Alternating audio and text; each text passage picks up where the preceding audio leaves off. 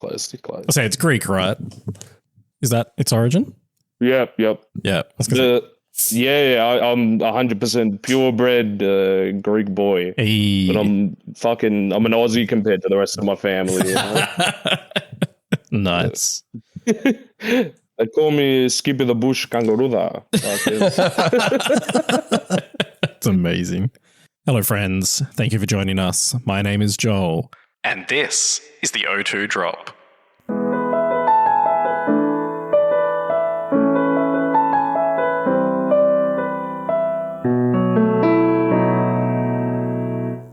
You're listening to your favourite Made for Adults VGC podcast, coming from Perth, the home of Mark.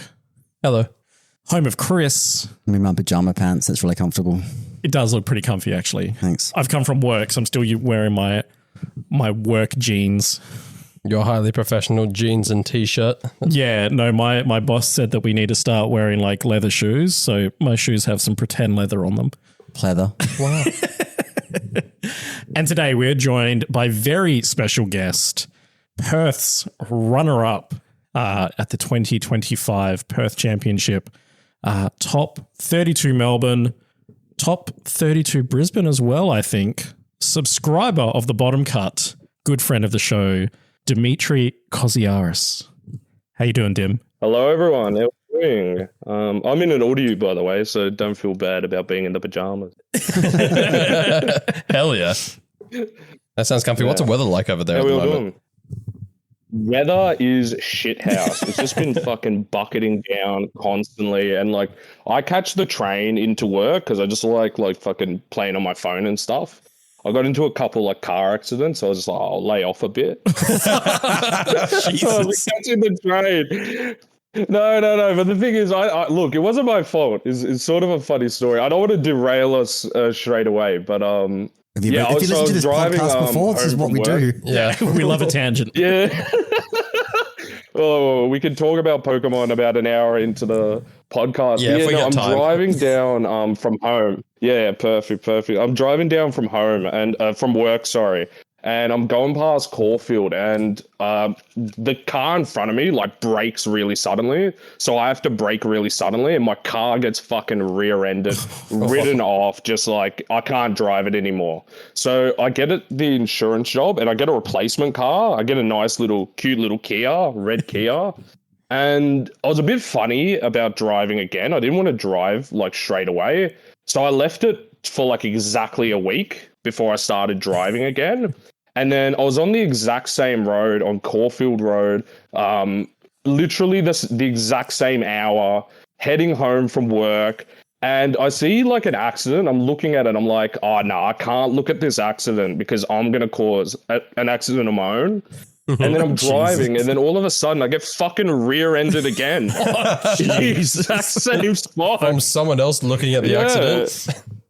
Yeah, I think so. I don't know. Like, I was pretty pissed off at them, but like, the insurance covered it and everything. But yeah, I was just like, I don't mind the train now, I think. You can listen to the O2 Drop podcast on the train. Yeah. I mean, you can do that in the car as well, to be fair. No, better on the train, better ambiance and white noise. Yeah, for sure.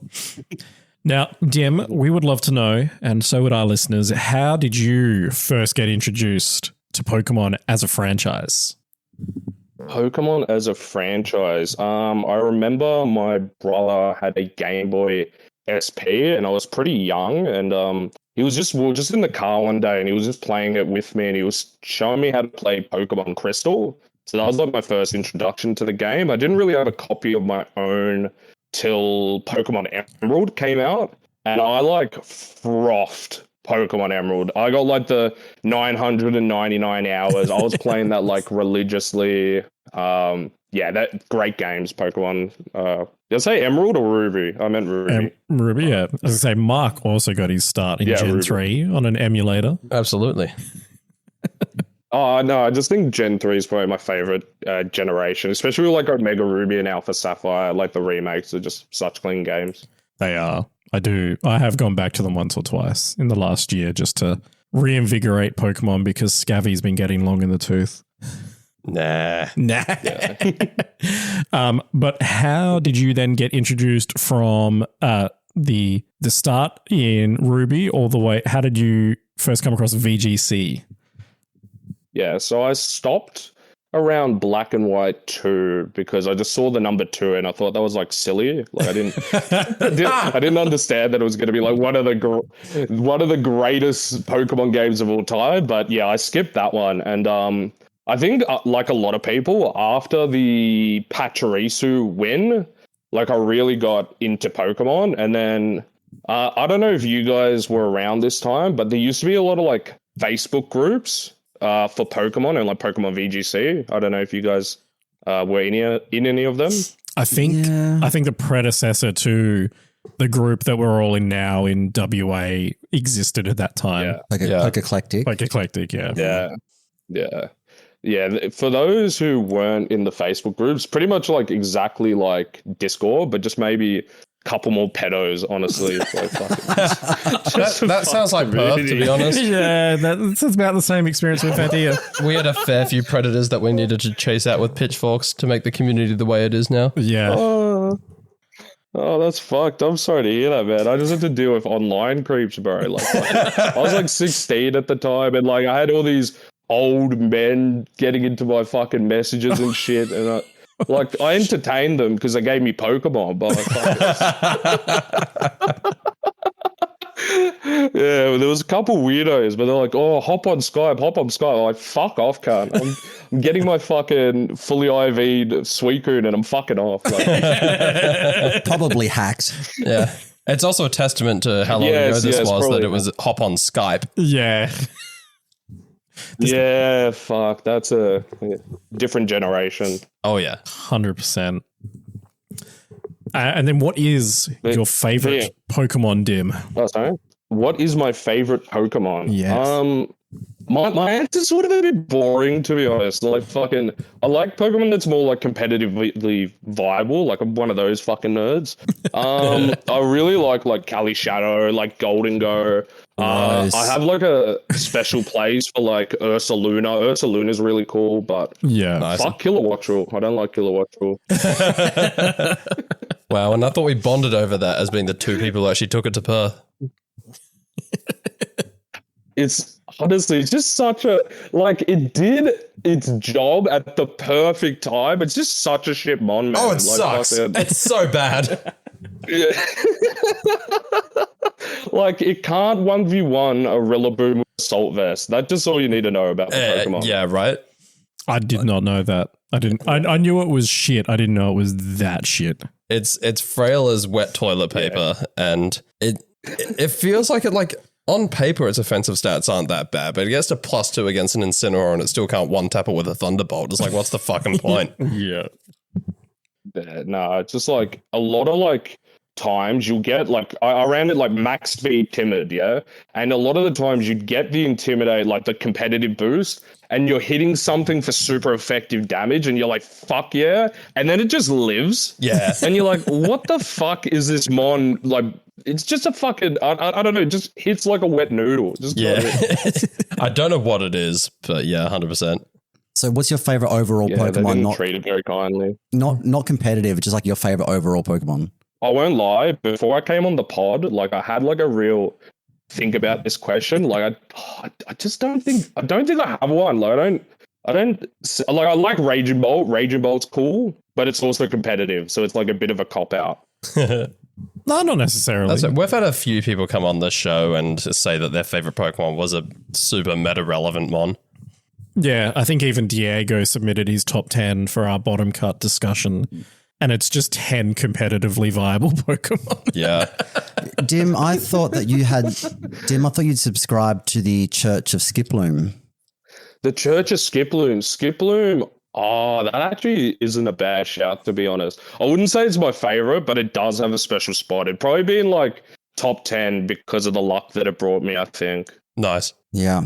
So going back to you said that you back in like, you know, this is probably, I'm guessing it's like 2015 or something on the Facebook groups. Like, so you were just going to local events that were organized through Facebook groups? Like, was it like meetups in like shopping centers or something? Or because that's what we were kind of doing in Perth around that era, was just in like food courts and stuff. So back then, I didn't really know that much about the local scene. So it was really just a lot of like grinding on Showdown. And then like when Melbourne regionals came, I went to Melbourne regionals. And when the nationals came, I went to the nationals. But I was just like, just sort of dipping my toe into it. I didn't really know that much about the local scene. So I actually didn't hit up many until like maybe after COVID, like 2023, 2024 type thing. Okay, because I only met you for the first time last year. You and I paired up at Perth Regionals, and we got talking. And you said that after we play each other, that you would subscribe to the podcast. What was the deal? If you made top 8, you'd subscribe. Was that the deal? It was top 8. Maybe it was even top 4. I was like, what's something that I could just like benchmark that I'm like, I'm not going to hit, but I'll just like make you guys happy. And and then give us a reason to support you. Top 4. And I was like, just be nice. Be nice. Well, you're a man of your word, because the next day, sure enough, new subscriber DimtheSim.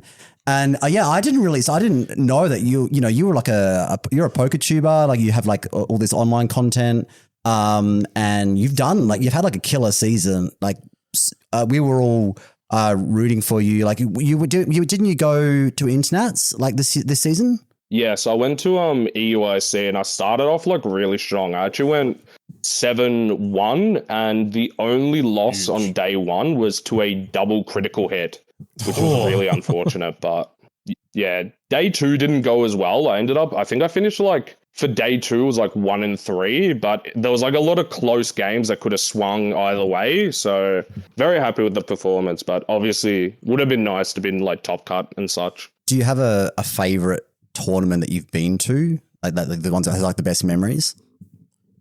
Best memories. So funnily enough, I feel like at Brisbane, I actually didn't make day 2.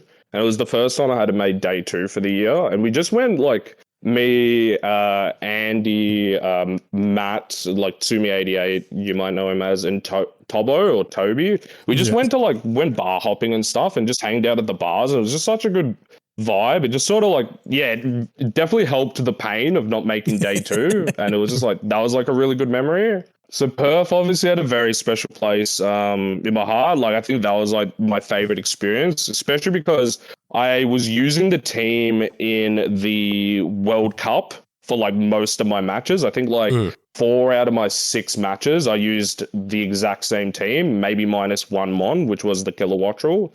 That nothing will top that, obviously, I think. Can you explain to everyone, because that was the first regionals I think you went to with the Skip Bloom plushie. Can you explain why? Because you were tweeting that you cracked it, you know how to win a regionals, and then you'd put the order in on the Pokemon like store to order the Skip Bloom plushie. Do you want to explain why you did that? Well, it started off after the World Championships. I think Luca won with his Miraidon team, but he had the Skip Bloom plush. So the conspiracy theories, the superstition sort of started from there. And then I saw someone else win a regional with the Skip Bloom plush, and I'm like, I'm a gambling man. I'm a bit superstitious already. I'm not going to deny the Skip Bloom. I'm going to cop it. And I made a pretty bold call that I was going to say I was going to win Perth. Didn't happen, but fuck, pretty close. One game away though. Skip Bloom is it. Shouldn't have let him win. I shouldn't have let him win, man. If you were able to hold out for just a little bit longer, hold that game and just stall it out for a bit longer, he would have pissed himself and you probably would have won that way. Yeah, no, because I was in the urinal. That don't know. That's right, because he like piss bolted after the match, right? He's like gone up and legged it to the bathroom. Everyone's like, "What? Where is he going?" And his leg is straight to the bathroom. I'm standing in the urinal, and all of a sudden, this guy runs in and stands next to me. I'm like, "Are you meant to be playing VGC Masters Finals right now?" It's like, "Yeah, I just won." Yeah, literally. I was going to say, Chris, you're pretty desperate for the post-game interviews, eh? Wow. We didn't. Okay, I mean, we didn't have video content at that time. No, we Having said weren't doing that, anything. We didn't have the mic. would I either. follow someone into the toilets for content? Absolutely. Yep. Absolutely, I would. Didn't last year at Worlds, was it Kieran or Alistair? I think one of them was like next to Wolfie in the bog, like at the urinal. Yes. Yeah. And I think it was Robert Chen. it might have been Robert Chen. He was Yeah. next to Wolfie in the toilet. Yeah. Yeah. And we were trying to get them to get like an exclusive interview, but they're just like, I'm not going to ask them a question at the urinal. Can you ask? Which can is you ask how Wolfie you to separate the boys from the proper media professionals. Yeah. Can you ask Wolfie while he's on the toilet to unblock me on Twitter? Yeah. Exactly. I don't think that's ever happening. I think it's, No, it is. It is happening. Can you please not answer my phone, Mark, while we're recording? Thank you. My mum's ringing I me. was really tempted to answer Chris's mum on mic and just record that conversation. Yeah. So, you made on the it. pod. You got to the final. You lost to Oliver Ramsey, but I mean, first of all, you're welcome for me throwing to you. I won game 1 and I threw game 2, and I was so tilted that I threw it that I just, it was not good. But I'm glad that you won, because I would not have got to the final, so it would have been a wasted victory from on my behalf. yeah, I remember the positioning. You had King Gambit against my Golden Go, and I'm just like, fuck. The only way I'll win this is if I get to make it rain off, and I'm just like, fuck. If he sucker punches, he sucker punches. Fucking, it is what it is, and it worked out pretty well. I was very, I was very happy afterwards. Fucking close games though. You played very well. Every now and then I have a good game. My dream is to go to a Worlds. I'm not expecting to win Worlds. I'm not expecting to win any majors, but like just to go for the experience. It'll happen. I'm going to keep trying. Before Perth, that was your first run of like 2 cup wins, wasn't it? Yeah. And then you went to Perth, and If I ever win back-to-back locals, I'm guaranteed to bomb out on the next event. It's happened twice now this season. It is prophetic, yeah. Perth and Melbourne. Yeah. So You got to stop tanking. You got to start tanking the cups. Then I think that's the strategy. Deliberately lose. Yeah, look, I just don't even go That now. explains how you've been playing recently. Thanks, Mark. So only one of us in this room actually qualified for the O2 Invitational based on local points, and that wasn't you, Mark. That is technically correct. Yeah. So, fuck you. So Dim, why didn't you? So you went to EUIC. Why didn't you go to NAIC? It's expensive, eh? Like, Yep. I didn't really want to go to America twice. Like, I don't know. Like, I'm probably gonna get like shot or something. Like, fucking. That's a very good point. All really this good. stuff That is a that's super gonna go fair on. call. Jeez. Yeah. To be honest, I don't really want to go to like Anaheim. It doesn't seem like the best location. Like the first 2 locations I was interested in, and like fucking the main reason why I really like started like traveling for events was for Japan. And I'm like, oh fuck yeah, Japan's so cool. And then I missed it, and I'm like, oh fuck yeah, Hawaii's so cool. And then I went, and I'm like, oh, they're gonna fucking do a ripper one, and then they do fucking Anaheim. Like, Shit, how disappointing was that announcement at the end of last Worlds? yeah, it was very disappointing. America. Like, fuck it. I don't know. Like Do 40 it in like Ks down Italy the or road or something. something. Do it like in Europe. Yeah, I agree. Yeah, 100%. Have you started preparing for this Worlds yet? Look, I guess like Melbourne was a bit of prep for Worlds, like, you know, trying out some different stuff. Didn't really deviate that much. I just brought Kali Shadow, but I had like Ho-Oh, which was a, you know, weird pick. But for Worlds, like, I think it's like going to be a lot of like the prep for it will come a bit closer to it, but I'm just going to keep playing like different restricted duos until some feels well or feels good. Yeah, it is still quite a long way away when you think about the rapid movement that happened in the lead up to 2024 Worlds, like a month out. Things just went through so many iterations to arrive at the Worlds meta. I'm sure it's going to be the same again this season. Well, I mean, that kind of feels like a good time to talk about NAIC, because the 2 teams in the finals were 2 of what have been some of the most prevalent teams in the meta. We've got the Miraidon Lunala and the Calyrex Shadow Zamazenta. Yeah, the Nightlight and the Nightlight and Scooby-Doo. Scooby-Doo, but also being called Shadow Wider. Scooby-Doo. And Shadow Wider does slap as a name. No, but we can't.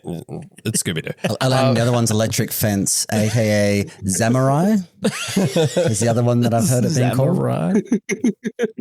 That's not bad.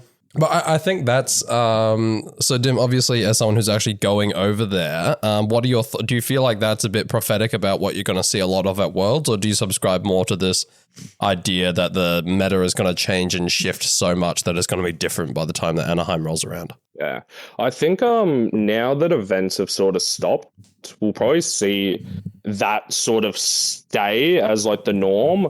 I think going into Worlds, a lot of people's plans will be finding like an A tier team and then just getting their 1,000 hours in. So we'll probably see a lot of stuff like just standard stuff, and then usually what will people do is they'll throw on some weird tech mon to try and throw people off. So it'll probably be standard stuff with some weird like for example, who was it?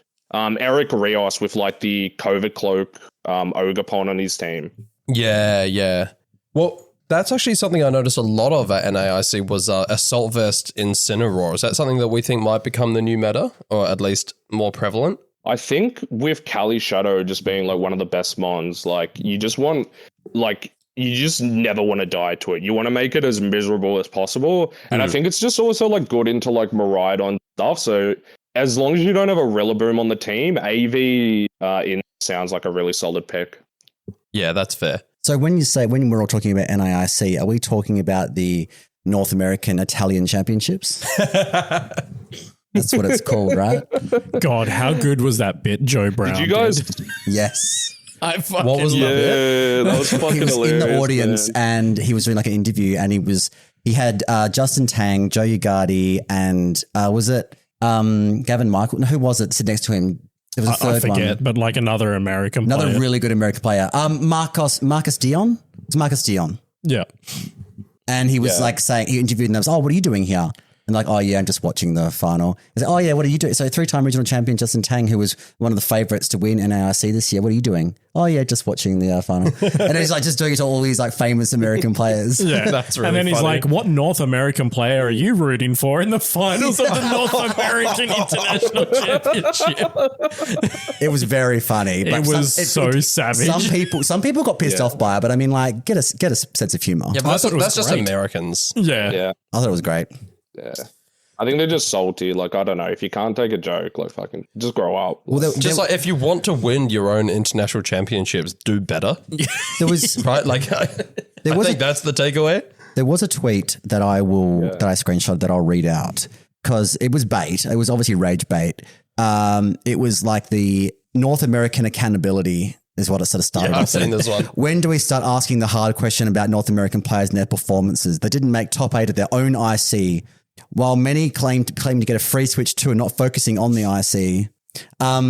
It's true, actually. There were people that were screenshotting like their kit, their NIIC players kit, and they put a Switch 2 box in there and pretending that they were giving out free Switch 2s. And so many people did it. I believed it, and I'm trying to like get like, searching on the internet, trying to find like clarification. It was like, that's a very expensive giveaway by the Pokemon company. Can you imagine being one of the competitors there and seeing that going around? It's like, fuck, I didn't get mine. Yeah, I'd be Just storming up to the furious. judge's desk. Where's my Switch 2?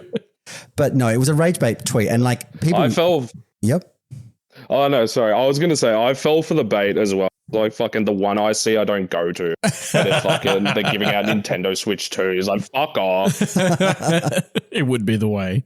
Look, he had a point. Like there was 5 Italians in the top 8, or top 6. Sorry, 5 Italians in the top 16. I think there might have been 4 in top 8. Yeah. But you could argue that at EUIC this year there was 4 Americans in the top 8.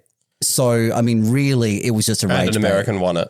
And an American won it. So It's just tit for tat at it's this tit point, for right? tat. Yeah. I know there's like Europeans can't team build and North Americans. Didn't Marco Silva win LA though? Yes, he did. Yes. Yeah, so 2 European IC champions. Yeah. Well, Marco's like the Italian players are just absolutely cracked. Yeah. We did have Kieran on last week, and 1 day before NAIC kicked off, he went out there that the Italians are cracked, and they absolutely proved it. They did. Absolutely. And Federico, the winner, we should probably give him a shout out. Federico Camporesi. Am I saying that right? Camporesi, I think. Camporesi. He has a Skip Plume plushie in his photo that they use for the graphics. So, I mean, Dim called it. Make of that what you will. I think even Marco had a Skip Bloom plush as well. So like, yeah, the Skip Bloom supremacy, it's definitely there. You gotta cop one now before it sells out. Hilariously as well, Marco Silva and Federico are actually like roommates. Like for that, they were staying in the same hotel room. Roommates. Yeah. So imagine like the night before Championship Sunday, just sitting there like, so. I think one of them posted a really funny picture. Like basically, they pushed the beds together, from what I could tell, and they're like, when you wake up in the morning and look in the eyes of the enemy or something, and it's like Marco Silva like shirtless, like leaning over next to.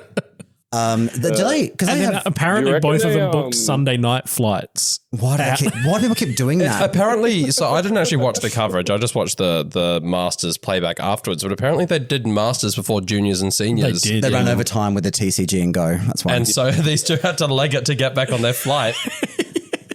What were you going to say, Dim?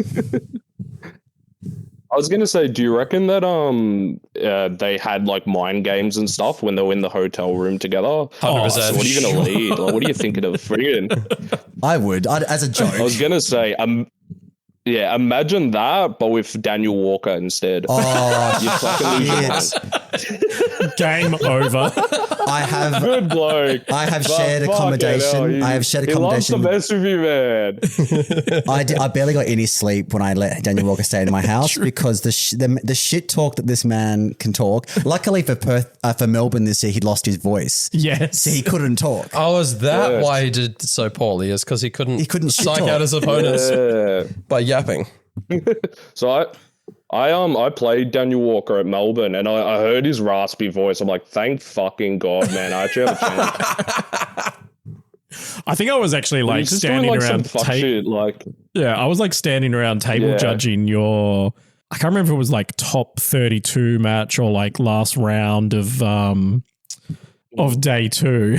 But I was like, oh my God, like Daniel Walker is getting shit spoken to because he can't respond now. We so good. The only time I really interacted with him at Melbourne was when I recorded the interview that we shot with him, and he sounded like a fucking tracheotomy patient. He did. So I said, Daniel, what brings you to Melbourne? Well, I'm here to be in the fuck over the championships. Going like one of those smoker PSAs, Stick a photo of him on the back of the packets as that warning label. This is what happens when you spend too long in the kitchen cooking your shit teams. So with the go back to the Italian crew though, because they've obviously do the Italians have sponsorships? Because they have their shirts with like logos and that they're allowed to wear on stream. Yeah. Is that so they actually get paid to be like famous Italian players? I don't know what the nature of the sponsorship is, but do they have sponsorship? Yes. And it seems that they have had a few different sponsors over the last few years as well. Yeah. They I think for like per like appearance, they get like maybe $50 to $100 depending on the player. It's nothing too crazy, but like you take it, It's not bad. Yeah. Appearance where? Like if I on stream, presumably. On stream, right. So I can't just like go to work every day and be like, I appeared somewhere. So pay me. Well, if anyone's listening that wants to sponsor the O2 drop. We do show our faces on the internet. How about this? Yeah, how about this? I'll make a promise. If I come top 4 at Worlds, I sponsor the O2 drop. There you go. Yes. What will the sponsorship company be called?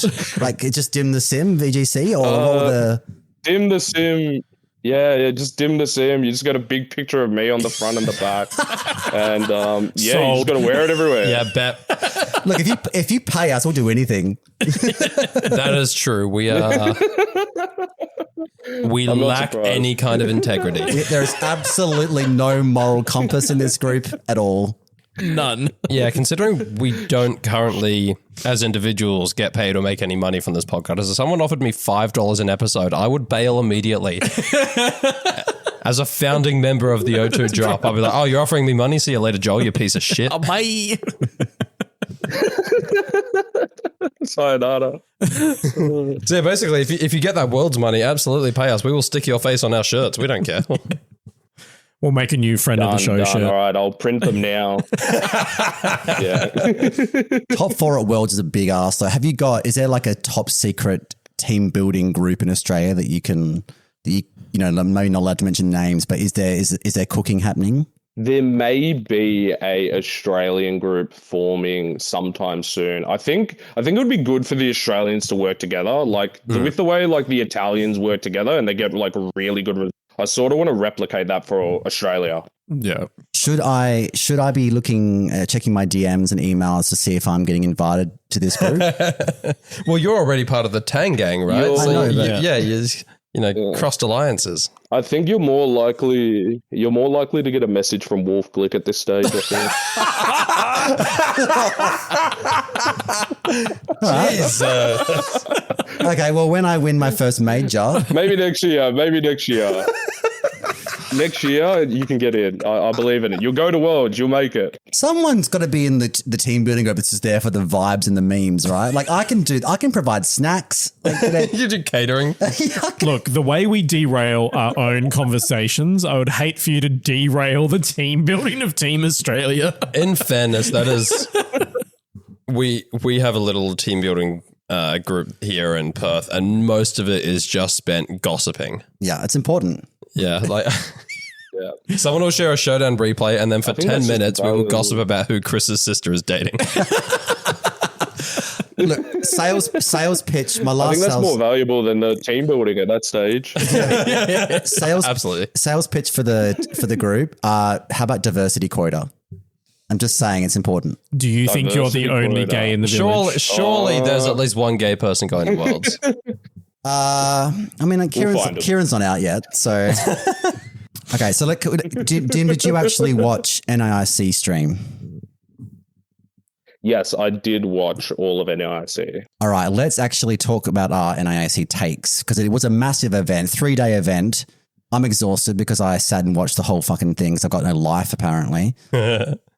I haven't been able to find a number of total participants in NAIC, but do know It's about 1,200. that day 2 was 162 teams, which is a huge amount of people Jesus. making day 2. That's a big day too. Huge day 2.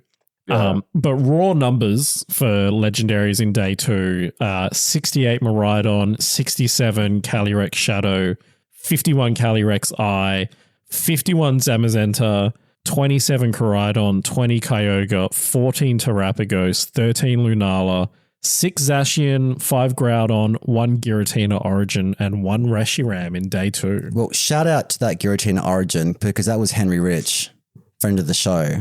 Yeah, was. the goat. Hell yeah. He was being interviewed about it He on got stream. interviewed. Yeah, he ran Kyogre Giratina Origin. Yeah. I can't believe. Yeah, he showed me the team beforehand, and I was like, "Oh, yeah, that looks pretty cool.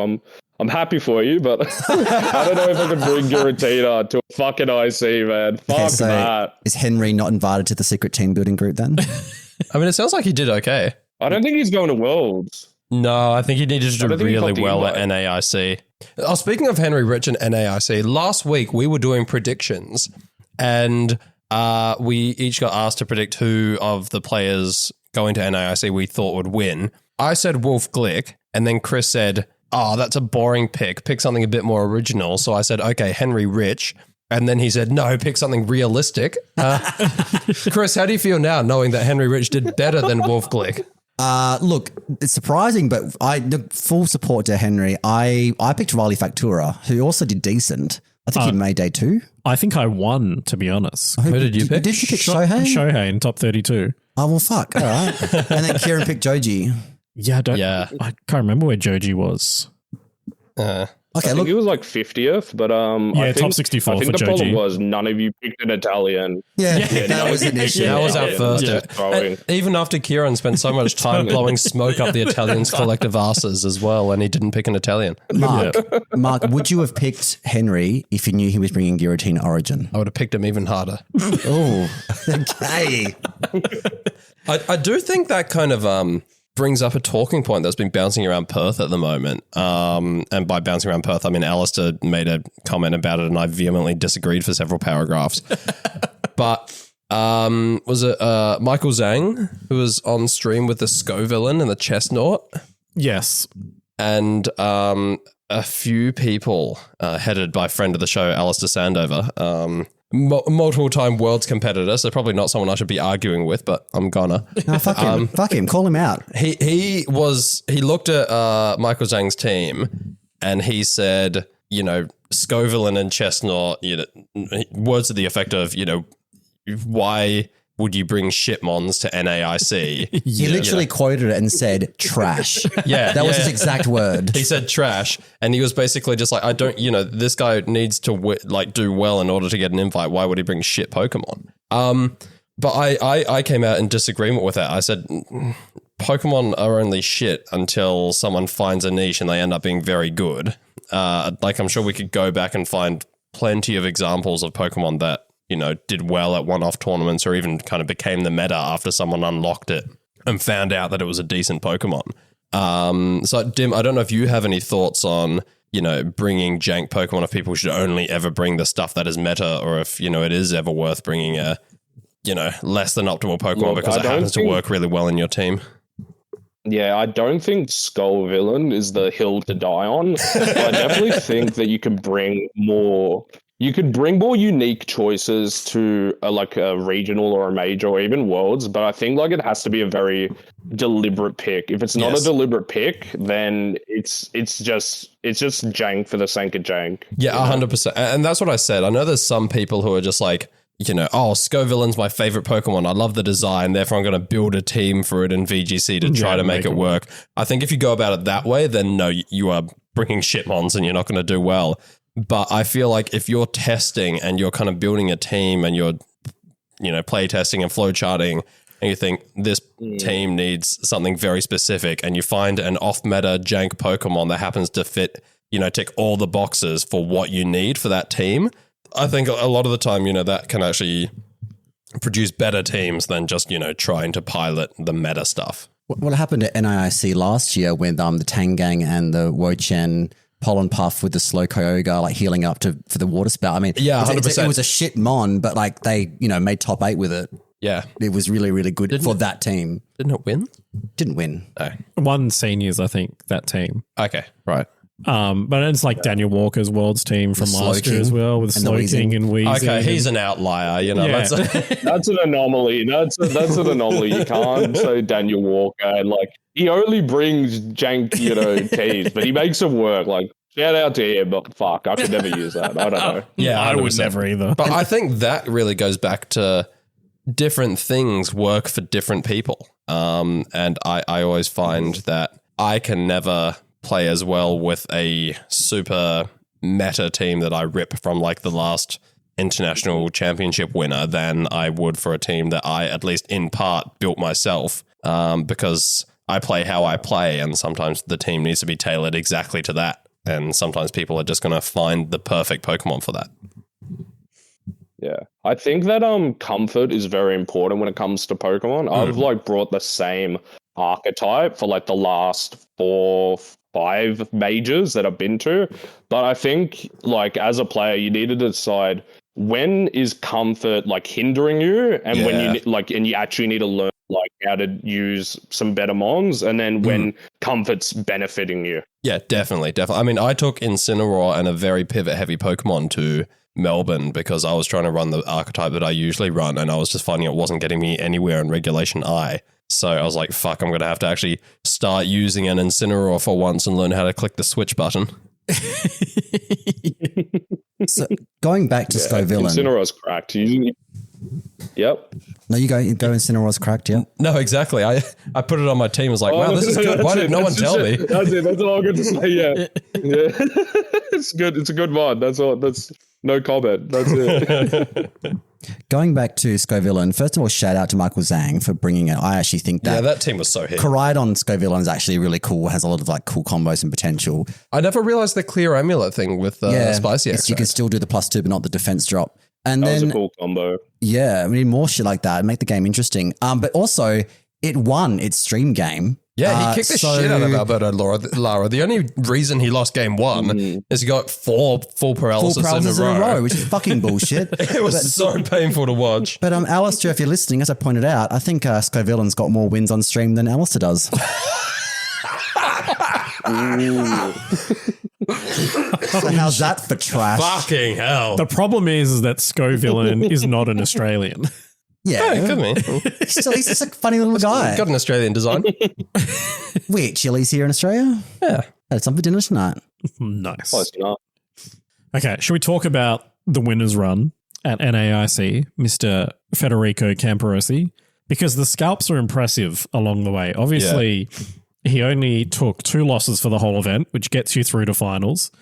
And then he did have to do the top 32 ASIM all the way to finals. So a full 5 matches in the finals there. So obviously, for those who haven't seen it, he ran Miraidon, Lunala, Whimsicott, Urshifu, Ursaluna, Guts, Ursaluna, and Insin. So pretty balancey core there. So round 1 took a win against Gabriel Shable. Round 2 win against Melody Ash. Round 3 win against Tola Webb. Round 4 lost to Santino Tarquinio, who was running a Terrapaghost team. Round 5 beat Alberto Lara. Round 6 Mimrab Samad. Round 7 took a loss against Darsh Patel, and that was his last loss for the entire event. Damn. Round 8 beat Victor Manoth. And then into day 2, round 9. So he went into day 2 X2, correct? Yes. So he would have had to, like, upon entering day 2, not lost again for the rest of the tournament. 100%. So every match was basically the win and in. Yeah. From then on. It's crazy. I've never been there because I'm not good, but it's crazy to think about being at a high stakes tournament like that, already at 2 losses, and just knowing that, like, you have to win every single game until the end of the tournament. Yeah, it is. I wouldn't have the mentals for that. No. Round 9 in day 2. It's definitely a lot of pressure. Oh, Yeah. Sorry. I was going to say it's definitely a lot of pressure, but I think what's good about it as well is you can just sort of focus one game at a time, which makes it a bit, it sort of helps, but it sort of doesn't. That's true, actually. Yeah. You're like, just get through this game. Get through this game. I did kind of find that in Melbourne when I ended up X2 super early on.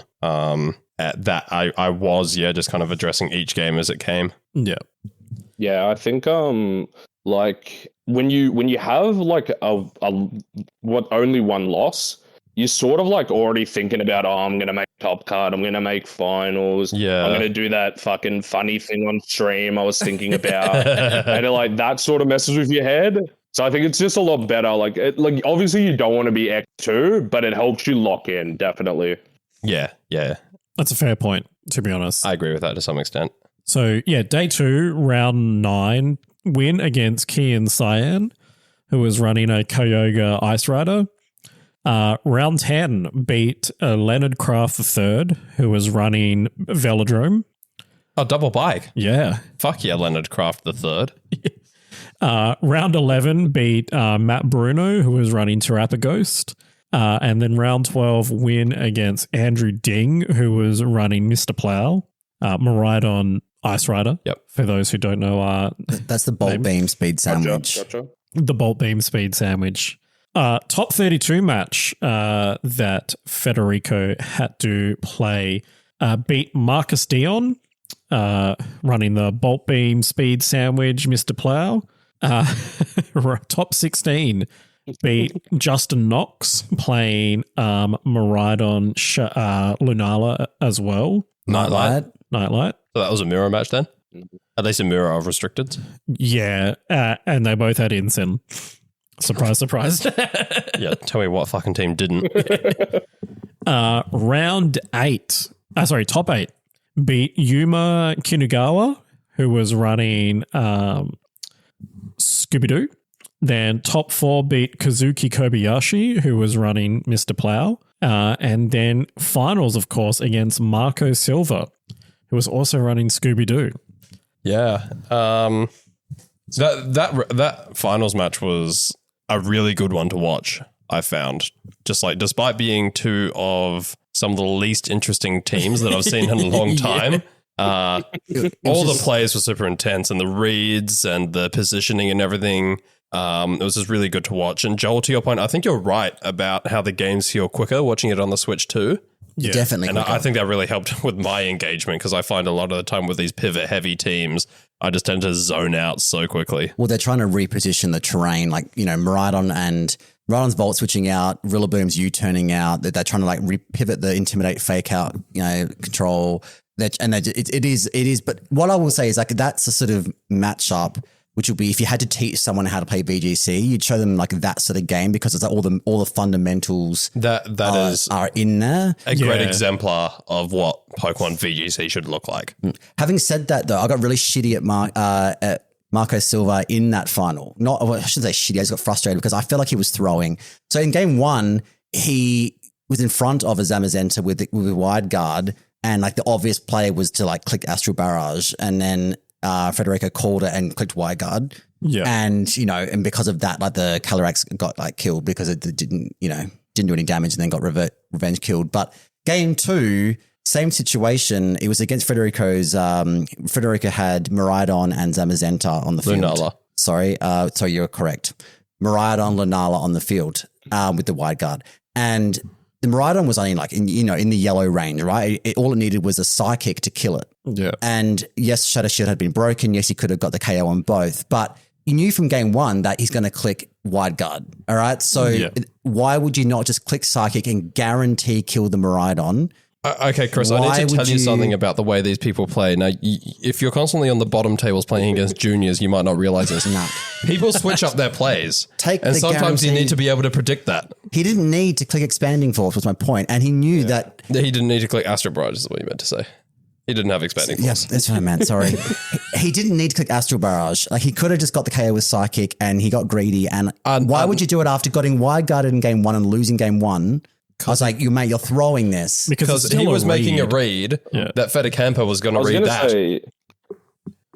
I think it's a bit of the mental game, like obviously like they clicked wide guard one turn, like, surely he's not going to fucking click it again. It's frustrating when it happens to you, but like fucking, I can see you argue, but it's high level Pokemon. Yeah, it was like mental the games I played against James Katsaros in Brisbane, where I managed to make the turn one fake out reads wrong 3 out of 3 games. So it can, you never know. And to be honest, once you get up to that high level gameplay, it is a little bit of the gambler's fallacy to try to say, well, they did it this way, so now it's definitely going to be this way. I think every time you approach it, you need to approach it as a fresh game. Yeah. I will say a shout out to Marcus Silva though. Shout out to Marcus Silva because on one of his other stream matches earlier in the tournament, he really wanted his Incineroar to die just for positioning purposes. So he clicked Helping Hand on his Incineroar on a fake out of his like teammates. Rillaboom did fake out, so it was a Helping Hand fake out just to get some chip before going down. He Helping Handed his opponent. He Helping Handed his Rillaboom's fake out. Oh right, I see. Just to do a little bit extra chip before it died, and I was like, okay, that's funny.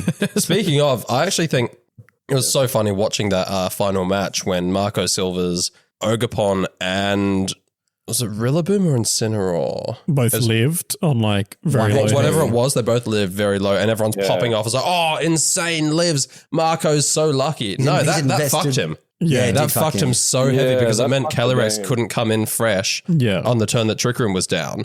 Yeah, he wanted one of those to die. He wanted one of them to die. And I think if either of them died, he won the game. Yeah. Because Calyrex comes in fresh and just completely threatens that Lunala. Whereas the way it was, just out of Trick Room, Fedicampo was able to switch in Incin to weaken both the physical attackers and get Trick Room up, knowing he'd survive 2 hits. How would Calyrex Shadow Rider have beaten Incineroar in the end game though? Even if Trick Room hadn't gone up, I don't see how. I think there's sort of lines. I was a bit frustrated at Marco when he protected the next turn on his Ogapon and he didn't try and double up the Lunala to like kill it. He needed to go for the crit. You need to get rid of the wide guard, man. This motherfucker's been clicking wide guard all day on you. He's been fucking insulting you and your family with these fucking wide guards. Get rid of it. Like Terrifier Ogapon, bonk the cunt in the head and pray for a crit. Like, I don't know. Yeah, he should have doubled the Lunala to stop the Trick Room going up. There was multiple times when Federico was just like wide guarding on like switch and protect turns and stuff like that, and it like all for nothing, inverted commas type thing. So like he was definitely playing for like the spread damage coming in from Marco. So Yeah, I think that because he didn't seem overly concerned about preserving his Miraidon, but he was definitely concerned about preserving his Lunala. yes.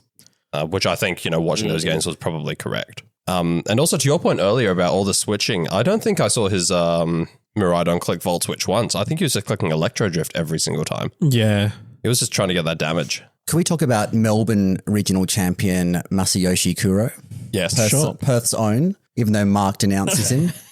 Hey, I'm more than happy to accept him. If he refers to himself as a Perth player, I'm more than happy to have him as one. He does. Does he? Well, he did. He did have AU on his name. Yeah. Well, okay, but that's just because that's where he listed his for the CP. sake of. Well, not necessarily. 'Cause It's- I that's think where his residential was at the time. Yeah. Does That's- Diego get the chili flag when he's on stream? I forget.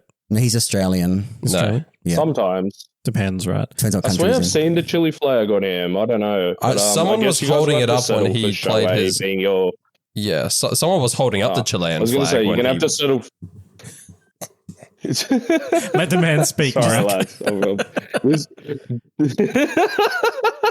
Dim, for This is rough, future, I'm sorry. Dim, like, Okay. you keep talking, we will stop. Like, you've got right of way. Okay, cool. I'll keep that in mind. Yeah. But yeah, I was gonna say, I guess you guys are gonna have to settle for Shohei being your regional Perth player. Yeah. Residential Perth player. He was in the Perth group photo. He was. See, Yeah. Dim is a fan, obviously. That's some deep lore that we created. Before we move on to Melbourne, for a regional champion, Kuro, I just want to say the scalps that Marco took along the way. Oh, yep. Sure. Marco had a relatively lesser name run right up until round 6, where you took on Luca Cherubelli On stream. on stream to beat Noah Gardner in round What was 7. Cherubelli running? The exact same team. Classic Italians. Yeah. Lost to Kyle Livinghouse in round 8. And then in day 2, beat Leonard Craft III, beat Riley Factura, Man, poor Lennon Craft III just keeps losing to these fucking Italians. beat James Evans, lost to fellow Italian Francesco Pipero. Then he got a bye in the top 32, top 16, beat Thomas Coolin, top 8, beat friend of the show Gabriel Agardi, and top 4 beat Eric Rios, and then of course lost to Federico in the finals. Pretty insane run, all things considered. To be in the same season, to be an international champion and an international finalist Is huge. fucking crazy. Well, speaking of Francesco Piopero, he was on stream too. He was 7-0 with Sinister. Fuck yeah. Which was crazy. What was his restricted pairing? Oh, fuck, I don't know. Probably he's Italian, probably the same as everybody else. But Pipero. Miraidon Terapagos was his pairing, to be there you honest. go. Okay, I that's sort a of don't bit. rate him. Is Francesco, yeah? Yeah. Yeah. I don't rate his pop-offs. He goes way too hard, man. I didn't watch him on stream, but is he one of those? Is he? He celebrated a lot when he won, yeah. Oh, yeah, he does like a battle fucking cry whenever he wins. He goes, ah! I look into the fucking camera. I'm like, settle down, man. Fucking, and he'll It's win just off like Pokemon. hacks and shit, and he'll fucking go crazy. That's a bit of a pet peeve of mine. Like, if you're like, I don't know, if you win off hacks, like, you got to keep it like a bit respectful, you know? Like, you don't go, like, just fucking calm down. To be fair, it's a very Australian sentiment that if you win off hacks, you have to be like Chill. guilty about it. Yeah. You have to be like, you'd be like, oh, I'm sorry, this is rough. I don't even want this win, to be honest with you, man. Well, Francesco definitely, It's a very Aussie etiquette. Yeah. Francesco's definitely got like, he thinks he's pretty damn good because even in like the winner's interview, when he was talking about his team building crew in Italy, and he's like, oh yeah, the base of the team is Incineroar because, we're Italian. Like, no, I don't know. What?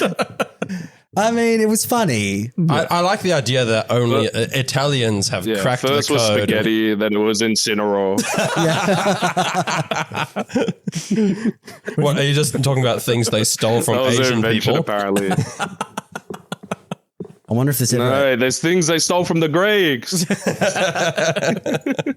if they ever make a pineapple Pokemon. I wonder if the Italians will be allowed to use it on their team. Ooh, good question. It could divide a country. Executor? It's not That's more of a pineapple. coconut Pokemon. Isn't like Executor like sort of like a pineapple? Ludicolo. Like, I know it's got eggs, but like it seems like pineapple-y. It does, yeah. they Ludicolo hadn't- is probably the closest. Yeah, Well, maybe I a mean, bit of a stretch. I don't think any Italians brought Executor to NAIC. So I mean, I'm going to be honest, I don't think anyone did. fair. So Masayoshi Kuro, Yes. friend of the show and local Perthian, Yep. he had a bright powder brute bonnet. Fuck yeah. And I did see that. Oh, I watched him on stream. I think he was against was it Yuma Kinagawa? No, I can't remember who. He was up against Mikhail Kelsch. Thank you. Yes, and look, there was a couple of games. It might have been the third game, but there's a couple of times, and you guys obviously all watched it as well. So please Yeah. correct me. But it's a few times where I was like, "Why are you not clicking Will-O-Wisp into?" He kept like there were so many times where he could have tried to burn the Iron Hands and like. Oh, maybe you're talking about a different stream match? No, I thought Kuro was throwing by like 2 turns in a row. He didn't go for the Will-O-Wisp, and he was doing something else with his team. Does anyone know what I'm talking about? I don't really. Let me double check. What Mon? Day one. Did it have Incineroar on the team? I don't remember Incineroar being on the team. No, what else had Will-O-Wisp? Was it Oh, give me a sec. okay? While we do the thinking music, you can edit this out, Joel. No, he had Will-O-Wisp on Wheezing, didn't Yeah, he? Thank his you. Wheezing had Willow. Yes, and he had the wheezing out in the field, and he wasn't. okay. He was clicking. He clicked play rough into Miraidon twice. Both times it did like 20% damage, but he could have Will-O-Wisp the other slot. Like both times, like Kuro, what are you doing? Please click Will-O-Wisp. But I don't understand the bright powder brute bonnet. I've actually messaged him on Twitter, been like, mate, to explain the bright powder, I need to know what this is about. Surely there might have been a better item. I think 90%. Australia was Australia must have been rubbing off on him then. I think it was right there, so. He is truly He's a a Perth true player now. Perthonian. Yeah. That's a local Perth meta jank. Yeah. So what was Kelsch running? Kelsch was running, the Mr. Plow. Yeah. So I think the only real, I mean, there's Urshifu. It was Urshifu and Kelly Ice were the Will-O-Wisp targets. I think Kuro played insanely well, considering that matchup was basically a hard counter. Like, Wasn't ideal. Kelsch would have had to have basically thrown in order to lose it, and Kuro still played out of his fucking mind. So big props to him. Friend of the show. Friend of the show. I think Kelsch deliberately put, because it was like Choice Scarf Miraidon on the team, I believe. I think it was Yes. deliberately for that matchup because Wheezing's just fucking miserable without it. Oh, it would be, hey. Yeah. So do we want to talk about Fuck the Wheezing Miraidon players. that's all I have to say. it's a valid strategy, okay? Just like Dondoza Tatsugiri, you know, just because it's annoying doesn't make it any less valid. Alrighty. Alrighty. I disagree, but we'll move on. Well, let's talk about some trends. I wrote the stream and took notes. So there's so many things I want to shout out. So I'm just going to get through them all. First, I'm going to give the most important shout out to the person that cosplayed as the old grandma Yes. from the background of the battle animations in Scarlet Violet. The one that just sits there like waving her arms in the air consistently. Yeah. Someone dressed up as that as cosplay and was in like the background of a few videos on social media. But like if that was huge. if that was me, I would have somehow found a way to be in the background of every single interview and just done it in the background as a joke. I do love that. In the background of each stream interview, just as many interviews as I could like gate crash. But it was very funny. Just hop backstage, get, the winner's interview, just hop backstage, hold the trophy as well. Fuck it, just get into it. Yeah.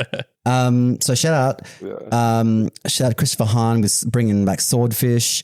There was a huge trend of Volcarona. There was a lot of Volcaronas on stream. I thought the most impressive of the Volcaronas was Eric Rios's. He had like Electric Seed with like Quiver Dance, Fiery Dance, Struggle Bug, Protect. But it was just that defense boost with the Electric Seed. It becomes pretty bulky. And it was getting flame body burns left, right, and center. And then just like getting these cheeky Quiver Dances. And then I think he got like 2 Fiery Dance boosts on stream in a row as well. That thing was threatening. Like Volcarona looked really, really threatening from the games that I saw it perform in. Volcarona is my niche pick that I would say, like, if I had to pick an off-meta Pokemon that would do well at Worlds, it'd be Volcarona. Yeah, and you can lead it. Like people don't want to click fake. Volcarona is a very strong mon. Yeah, I think Volcarona is a very strong mon. It's just like, especially because like it has a decent matchup into Kali Shadow. Like it just makes Zamazenta fucking miserable. Yeah, 100%. And people don't want to click fake out into, I mean, unless it's Incineroar, but people will, that are really leading like Iron Hands and stuff against it.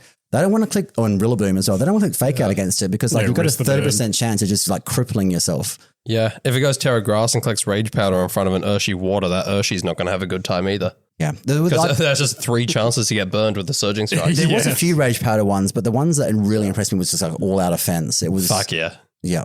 And I know you love that. 252, boom. Ooh, yeah. Specs, surely. I looked, so there was, I thought Niels Dunlop was throwing. He didn't have wide guard on his Zamazenta. And I was like, what is even the point of bringing and he was on stream Niels with the Zamazenta, and there were so many times where like you needed that wide guard on the field, and I was like, why did you bring Zamazenta without wide guard? That doesn't make any sense to me. Dim, is that some tech that I've missed somehow? I don't think you've missed it. I think it's good. I think I've seen a couple people try and make it work, and it's just like you just get into so many positions where you just get like boomed by like Water Spout, by like Barrage. Just you don't touch Kali Shadow. Yeah, 100%. I think it's interesting. Some people fall into the trap of, oh well, I feel like whenever I play Zamazenta, I never click wide guard. The point isn't clicking it. The point is that you have it. Yeah, and that you could click it. Yeah. Because I think it forces your opponent to have an answer and to like play around it and do more than just sit there and spam Helping Hand Astral Barrage. Another trend alert. Just the pressure alone is just really good. Like just really, you just need to think more. And I think having moves where you need to like the opponent needs to think more is always good. Yeah. Agreed. Another trend alert was Ruination. Like Chen Pao's and Chi Yu's. So like Chi Yu was running, like the Scarf Chi Yu's were running Ruination instead of Snarl, and Chen Pao was running Ruination instead of like Crunch. And quite a few of the stream battles, and I know it does like a guarantee 50%. If it hits, it's only like 95% accurate, I think. But 90, I think. But yeah, like is that something that you've dabbled with yourself, Dim? Like this Ruination thing, it's not something I've used because I don't, obviously not good enough. But is that like a thing? Ruination trending? So on Chi Yu, I theorized that Ruination would be pretty good, and especially since like you have the Choice Scarf, you outspeed everything. So like you can get Ruination, Astral Barrages off. On the Shen Pao, it seems a bit gimmicky. Like I don't really rate that, but I think like the only problem with Ruination is like if you miss, you're fucked. Yeah. But, if you double miss Snarl, you're also pretty Shut fucked. the fuck up, Joel. Too soon. I don't want to fucking hear it. I think it happened against Aaron Cole, one of our Perthians who went to NAIC. His round 1 or his round 2, I think. Yeah, he said he either won or lost based he off won because his opponent got a double Snarl miss. Which is, we did the maths, 1 in 400 chance. I think if you're running Chi Yu, you have to expect it. And it's like such a high volatile Pokemon, but it's just, when you hit, it's so good. Oh, yeah. Yeah. 60% of the time it works, every time. Yeah. I'm giving another shout out to Marcus Silva because in round 11 against James Evans, in game 2, he didn't even bring either restricted. He brought his 4 non-restricteds and won on stream. People laughed at me a while ago when I said that sometimes in restricted formats, you don't bring your restricted. And people are just like, oh, what the fuck are you doing? If you're not bringing your restricted, you've already lost. But no, sometimes it's optimal to bring your other Pokemon, which theoretically should also be good if you've done your team building well. So yeah, shout out to Marco Silva for representing those of us that sometimes leave the restricteds at home. I often leave 1. I would rarely leave 2, but I mean that's fair. It's doable. Yeah, I fully support that. I think we saw it happen a lot in the Sword and Shield era as well, where like people had Dynamax. Because of Dynamax, Dynamax probably affected it more than it does in Terra, but like there are matchups where your other Pokemon are there to pick up things that your restricteds cannot. Yeah. I've got some usage data here. This is a segue, I promise. So for those that hate data, I know Joel's going to, get an erection listening to this. Yeah. So top 4 restricted pairs. So the Bolt Beam Speed Sandwich, Kelly Ice Rider and Miraidon, that was 21% of day 2. The second most common pairing with 20.4%, so just under, was Shadow Wider / Scooby-Doo. And then third was with 12.3% was Kali Shadow Rider and Koraidon, which is that like the Raid Shadow Legends, or what the hell were you guys calling Raid it? Shadow Legends. Raid Shadow Legends, yeah. And then Electric Fence with 8%, Electric Fence / Zamurai, that's Zamazenta and Miraidon. Now, with the top 12 non-restricted Pokemon, Incineroar with 48%. No one's surprised there. No surprises. The nearest one to that was Chen Pao with 29.6%. Really? Yes. I feel like I saw no Chen Pal on stream. They were just the people that were losing. I don't know. But no, so Chen Pao was second. Then it goes Amoonguss, Raging Bolt, Urshifu Rapid Strike, Rillaboom is the top 6. Yeah. It's probably a good team by itself, those 6. Then you've got Whimsicott, Iron Hands, Chi-Yu, Fluttermane, Volcarona at 11th. Number 12, Smeargle. I thought that was great seeing that in the top 12. I love Smeargle. I think it gets undeserved hate. It was one of those in the top 8, I think. Yeah, well, I want to talk about this guy had an incredible run, this Japanese player, Yuma Kinagawa, and he ran had Trick Room on the team. I don't know if it was exactly a hard Trick Room or not, but he had a Decorate Smeargle with it had Fake Out, Follow Me, Spore, and Decorate. He had Tailwind, Tornadus, so it was like it was a Tail Room team.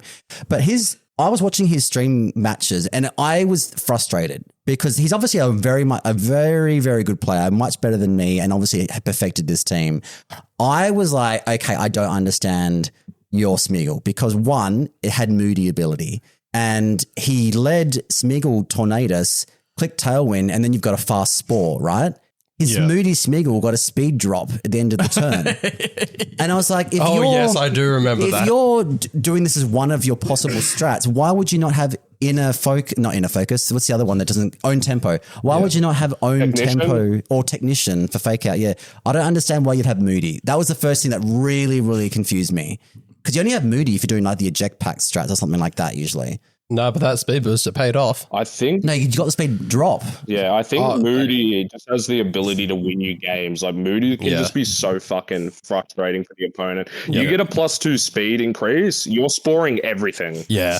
And that happened on stream. I can't remember who it was. He did. He spored like a Miraidon or something, and a Nala. He was sporting a lot of things on stream. Yeah, that's right. Switched in Rillaboom to turn off terrain and then spored the Miraidon. Did. That was fucking funny. He played so good, and he also Yuma also it was against against Kazuki. It was another Japanese player against Kazuki. He did a Raging Bolt Thunderclap plus a Smeargle Spore into a Landorus. And the thing that was funny was because the Landorus was not terrored. Yeah. Electric Terrain was up and there was a Farigiraf next to it. So the Thunderclap would not normally work because there was a Farigiraf on the field. The Spore would not normally work because, Spore would work because it was in the air, right? Yeah. He did the Thunderclap and the Spore into the Lando slot, and then the Lando Terra poisoned, making so that's on the ground so it can't be spored. It was specifically, it had to switch out for Rigoref so that Miraidon came in to set the terrain, and then Terra so that it was connected to the electric terrain, so that it couldn't be slapped into a Thunderclap. But he called it and did the Thunderclap. That is the sort of read that is crazy. It wasn't even the craziest read in the game though. In the 3-game set, because the next game his opponent clicked Sludge Bomb into his Zamazenta. Yes, because he terrored Helping Hand Sludge Bomb as well. Yeah, that's right. Yeah, he committed everything. All in on that play. Yeah, I mean that's and it worked. It won in the game. Jeez.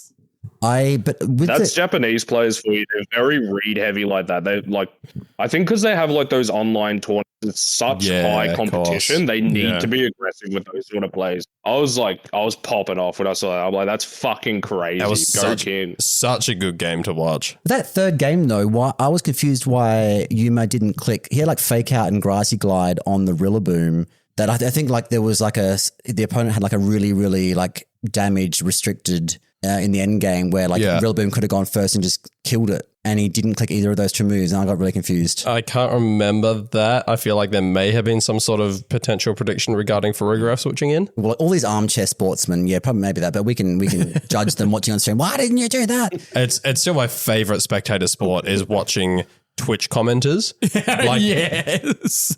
These fucking international champions going at it in some of the biggest tournaments, and the person's just like, why isn't he faking out this opponent's Miraidon? He's such an idiot. But the thing, It's either the most dumbest play or where's Wolf. Yeah. That's the YouTube comments. The dumbest fucking play or where's Wolf? I don't know if Where's a Wolf on you? When is he going to be on?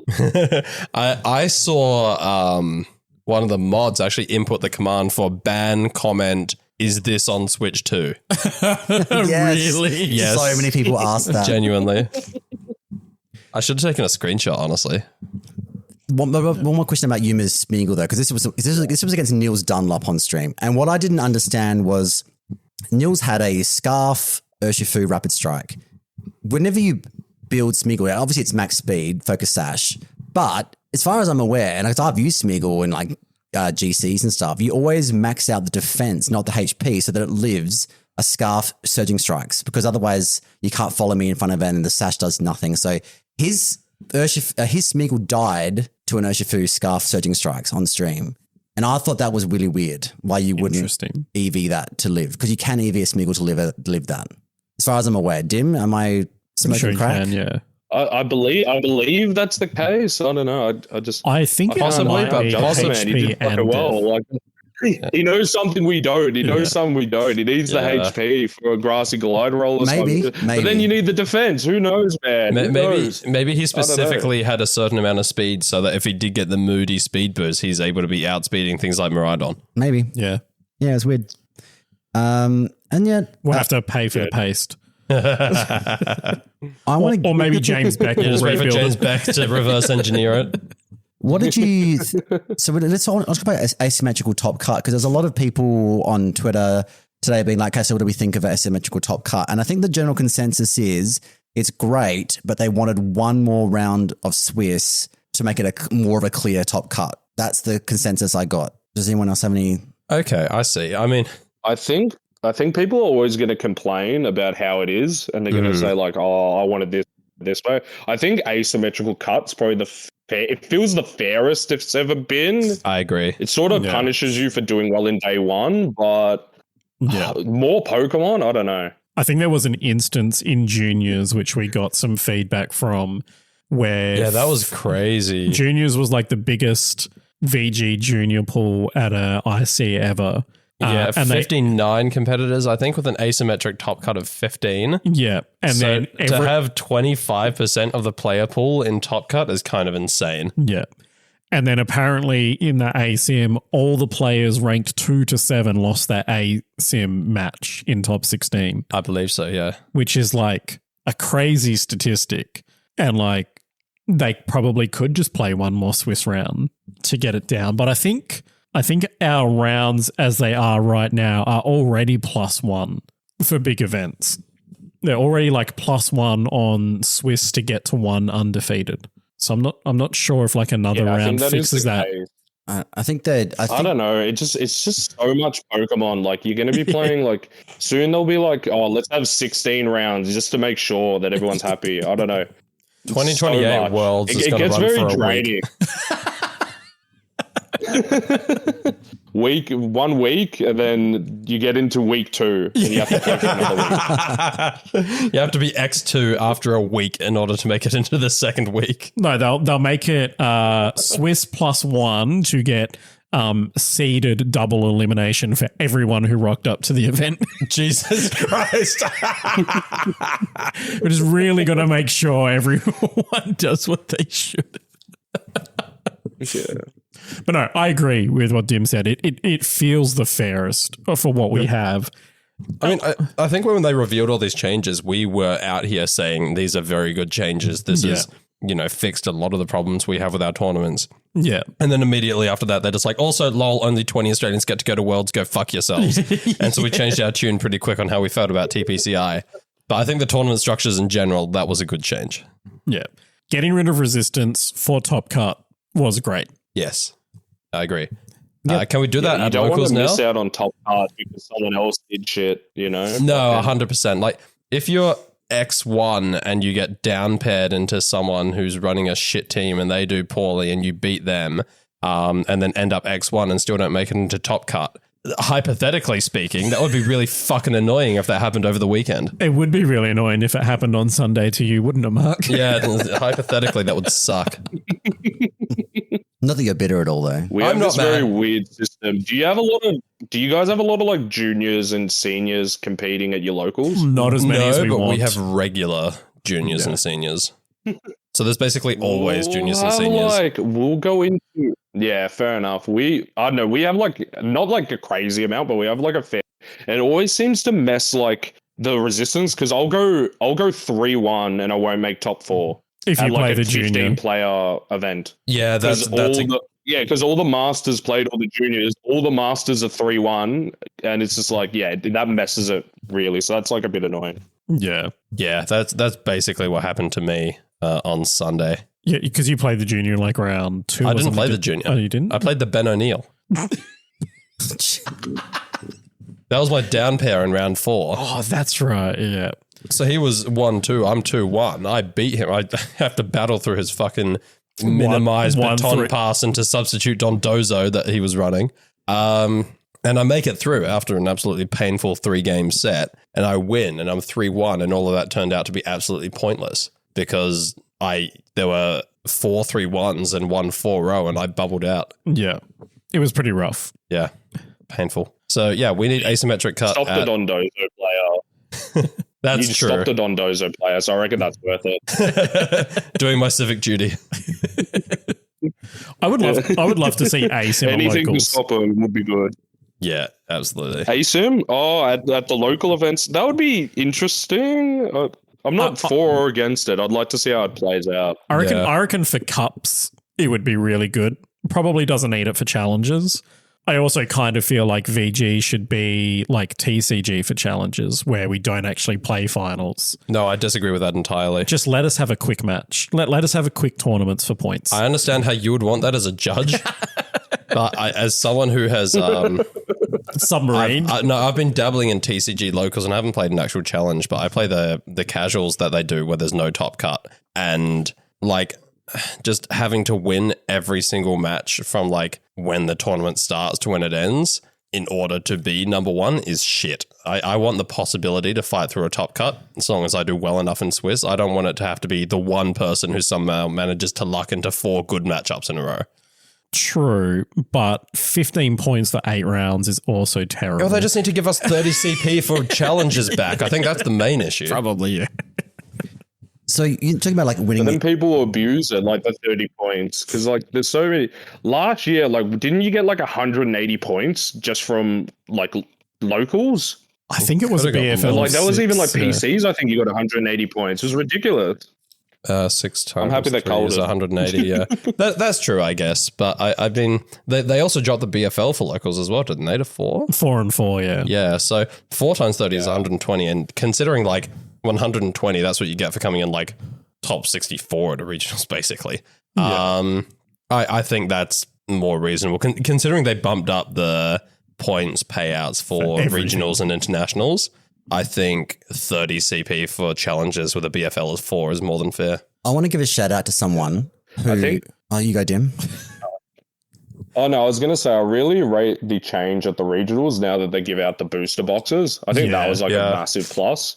Can we get asymmetric booster boxes though? Because So you I can came sell in it and sixth. put it on red. I came in 66th at Melbourne due to opponent's resistance. And missed out on a full box. Yeah, like, can we have asymmetric even if it's just everyone who has the same opponent's resistance? That is rough. Yeah, so I missed out on 50% of a booster box and therefore about 70% of its resale value. Yes. Yeah. I want to give a shout out talking about the championship point payouts. There is a TCG player, a senior player. His name is Gabriel Fernandez. He's a seniors player, but he is the first player ever to reach the maximum possible amount of championship points in a season. Really? Oh my This God. kid is out. Insane. It's a TCG player, okay? So we Yeah. don't have to worry about him in future VGC Masters events. Okay, so they've got their He got the 60 from challenges, 200 from cups, 700 from regionals, and 1,500 from ICs, right? He has won. he won. This kid has won NAIC, Yeah. EUIC, LAIC, Santiago, Fortaleza, Rio, Joinville, and maxed his BFLs for the locals. He is the first person ever to reach the maximum possible 2,460 CP that you can physically Jesus. get. He's won like 7 majors this season. Nutty. All 3 ISCs he's won this season in TCG. That's a lot of aura farming for a senior. Yeah. This kid is loaded. I still really want to see the standard senior progression of winning every single game they play into aging up into Masters and going 2-5 at their first event. No, I think that's sort of consistency because the meta changes in a season quite a bit with decks and That's stuff. true. Because a new set comes out every fucking 5 minutes. Yeah. That is incredible. And also the other people I want to give a shout out to is in TCG Juniors. In the final of NAIC TCG Juniors was brother and sister. Oh, that's cool. They were so cute. They were so cool. stoked to be there. So, brother and sister versing each other in the final. It's going to be an NAIC. awkward plane ride home for the loser, though. Nah, they were like, I think the sister won and like they're on the podiums and they look so happy. And Oh, I they're so saw cute. that photo of the brother like holding up her hand or something. Yeah. Yeah, that's pretty sweet. I think like, I mean, they're probably going to share the prize money or something. The parents are probably going to make it. Well, the parents are traveling around the world next year to play Pokemon for free. So Apparently, the parents said that if either of them won, they would take the family on a holiday to Japan, like a family holiday. So nice. they're going on Go to holiday. Japan instead of going to Anaheim. Fuck yeah. I have been Ideal. I have been to both places, and I can tell you where I'd rather go. Yeah. Yeah, It's Japan. same. As However, well. Anaheim does have Universal Studios and Disney, but then again, so does Japan. So Yeah. they're not worth it from memory. Yeah, I do want to shout out the 2024 champ, Pat Connors, proving that it wasn't just a fluke that he made it to the finals of NAIC because he finished 68th. it was a very similar team to what he brought last year, by the way. It was, yeah, he just added Maridon. Fuck yeah. And he was the best 8-4 at NAIC. Friend of the show, Pat Connors. Well, Almost- flake of almost. the show, Pat Connors. Almost friend of the show. I would like, if we're doing shout outs, I would like to shout out a good friend of the show, Diego Ferreira, who was interviewed on stream representing Australia. And upon being asked if he had any shout outs, he shouted out us. He did. He did. Almost forgot our name. Fuck yeah. He said the O2 drop for always having his back. He said he gave a shout out to his boyfriend and his friend who was there and the people who helped him team build. And he was about to wrap it up. And he's like, oh, and because I was watching this and I was like, is he going to mention us? And then he almost wrapped it up and he's like, oh, and some guys who are always supporting me, the O2 Drop podcast. I was like, Yeah. yeah, fuck yes. Fuck yeah. So shout out to Diego. Thanks for the love. Okay. And to wrap up NAIC. Oh, also, sorry. I don't know if we mentioned last week. Diego rocked up with Imprison on his Calyrex Ice Rider and Imprison on his Zamazenta. He did. He had double Imprison on both his restricteds. It worked so well at Worlds last year when he rocked up with Imprison on his restricted that he just did it again in the double restricted format. What's better than one Imprison? Two Two Imprisons. Imprisons. So we had 10 Aussies go to NAIC. So Masayoshi Kuro finished 83rd.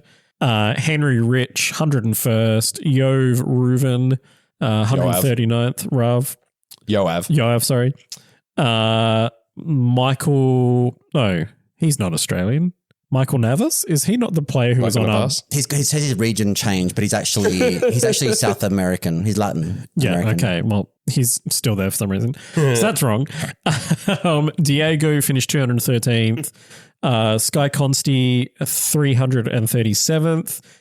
Yuki Kono, 357th. Zoe Lowe, 586. Aaron Cole, 739th. And Nick Khan. Don't know where he finished though, but he was there. Good job, Nick Khan. Shout out to Nick Khan. We've got a guest on this week, there so you no better result? be fucking listening. He wasn't even there. No, he wasn't. Sorry. That's just our bit, Dim. he only listens when we shout him out. So we shout him out every episode. He only listens when we Yeah. have a guest, but one time I heard we if he did have doesn't get a guest. mention, he gets pretty upset. Yeah, exactly. I heard his mum didn't sign the permission slip for him to go to NAIC this year. Very nice. Jim, before I forget to ask you, this is a question that we've been asking all our guests recently. If you could give a mega evolution to any Pokemon, what would it be? A mega evolution any Pokemon? That's a tricky question. I don't know. Maybe I just go Chaos, fucking Mega Incineroar. Fucking ruin people's day. Fucking double fake out, I don't know, like Intimidate, but it lowers your special attack. Some shit like that. Just fucking, go for Chaos. Like say, would you make it keep Intimidate, or would you like give it something that was like a, try to turn it into like an actual attacker or something like that? Like give it some huge power, moxie or huge power or something dumb like that. I do like the idea. I think it would just have like an ability where it just double fakes out both Pokemon, so they just can't do anything on that turn. Just to make it a bit more fair and balanced, Yeah, exactly. That would be on brand. Yeah, double vision. Every single target attack targets both Pokemon. That's gross. Yeah. Fucking hell. Yeah. Yeah, just make Incineroar the number one mega. Just bulk out, make it bulkier, make it faster, make it just double the attack, just fucking max it out, make it Arceus but better, and then double fake out. There you go. The only mega that gains 200 BST. You know what? Fuck it. Don't even give it fake out. Give it another priority move and give it an ability that any contact move makes the opponent flinch. And also make it like extreme speed damage, but fake out, but it hits both targets. That's what I want. And also make it so like the Rayquaza, where it doesn't actually need the Mega Stone item. You can Mega Evolve without holding an item, so you can give it another item as well. Rocky helmet or something. Yeah. Actually, you know what? Just make it a little bit more balanced, and like I was gonna say, even just like ignore to have like Mold Breaker, but like even just for Psychic Terrain. This Pokemon's attacks ignore terrain. Yeah. Well, alternatively, what about an ability that makes it after each attack it switches out and then comes back in on the same turn, so that it's constantly cycling Intimidate and can fake out every single turn. So it's like what's that comatose Pokemon, the koala one? A Kamala? Yeah, that one. It's so like how that's always asleep. Incineroar's ability that it's always turn one, so you can always click fake out just to fucking just Incineroar as one. Comes off even more. Yeah, ability premature. Yeah. Give it Scrappy as well. I think it needs Scrappy as well. Yep. Yeah, just to be safe. And Parental Bond. Every fake out hits twice. Yeah, Parental Bond as well. Just like maybe just like give it a chance to sleep as well. Just like Diet Claw on the fake out. Yeah. Sounds balanced, honestly, and sturdy. I like a balanced game. That's what I want. Just fucking everyone leads Incineroar, keeps clicking fake out. You run Choice Scarf Incineroar just to get the double fake out off first. Just great. Bro, Okidogi is about to be insane. We'll add to the. You got to run Choice Scarf Okidoki to get the upper. The faster upper hand. Fucking hell. just we'll build into the Incineroar as one that like this Pokemon ignores priority attacks of other Pokemon. Well, it also needs sets its own psychic terrain that it ignores. Also give it an ability called main character, where like while it's on the field, no other Pokemon's allowed to Mega Evolve as well. TPCI, please don't. Yeah, fuck it. Just give it Drought as well. Fuck it. Just throw some more shit in there. Sets Tailwind. Why not? Give it Reckless, and then also whatever ability ignores, like Recoil. Rocket. Reckless and Rocket. And then also a new ability called Fire Aura. Give it Hadron Engine. Fire Aura. It's the same as like Fairy Aura and Dark Aura, but for fire attacks. It needs that too, with Drought. Yeah, fuck off. Give it like the fucking Swamp ability that it just like switches in. The Swamp activates immediately and like fucking all the speed is just fucking quartered. I'm liking this build. Sounds like a really good story, Mon. Yeah. Just click fake out for the whole story. Give it infinite PP as well. Fuck it. Just run it up. Oh, okay. So we're ruining Gen 10. I love it. I think Game Freak are going to do a perfectly fine job of that themselves. Thanks very much. They will.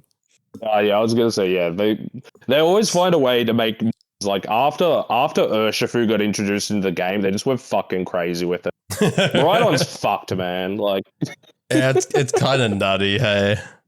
yeah, you just get electro drifted into your resist and it just fucking dies. Like, cheers, bro.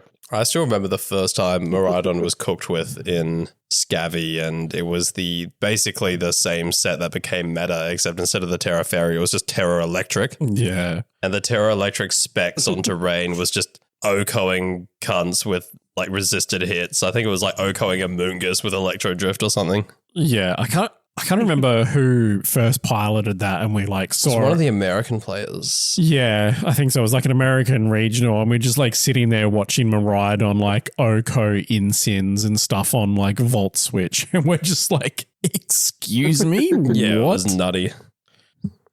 And it's like, if you couldn't get the KO, you just go for Terra Electric Discharge, and then you just get full parried anyway, so you don't get to attack.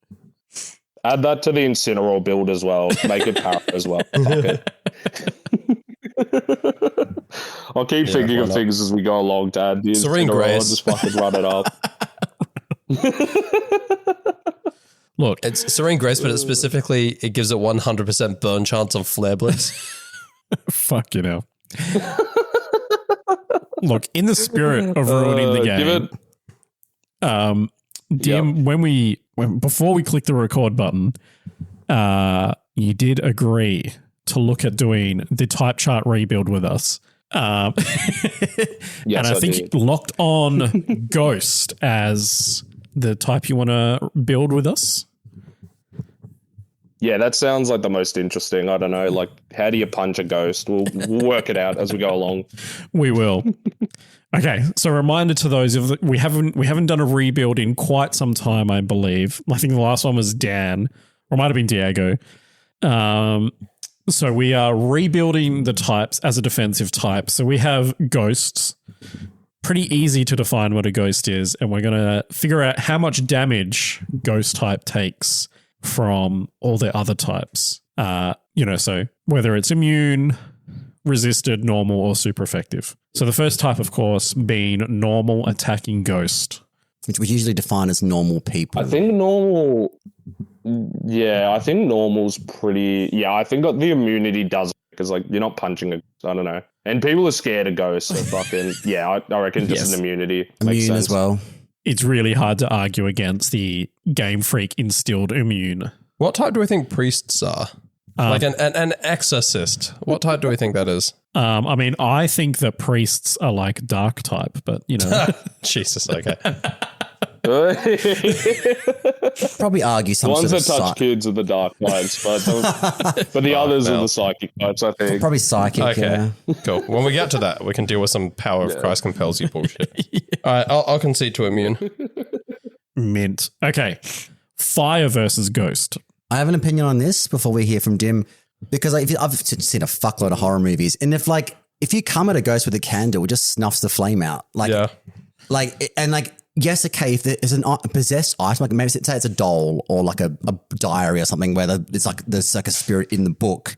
It like you can burn the book, or you can burn the possessed item, and sure, maybe something like vanquishes the ghost, but you're not actually burning the ghost. You're burning the item that's like, you know, got the spirit, like, you know, the source of the spirit kind of thing. I think like fire itself, you can't, if your house is haunted, you just set the house on fire. It's not going to like do much to the ghost because it's in a different plane. Yeah, kind of. But I think I would actually argue that fire is super effective because anyone who's watched like the first 3 seasons of Supernatural, basically every second episode finishes with like an upwards camera angle shot of the two of them standing over a grave, of them like lighting a thing of matches and throwing it in, because once you burn the body, you vanquish the ghost. Oh, okay. Yeah. Actually, no, now that I'm thinking about it, maybe you're convincing me. Dim, what do you think? Well, yeah, to be honest, I was leaning towards fire being like super effective. I think you make a good point that it's like more just the item or the vessel that it's attached to, but I guess like, I don't know, if you burn the house, there's no place for the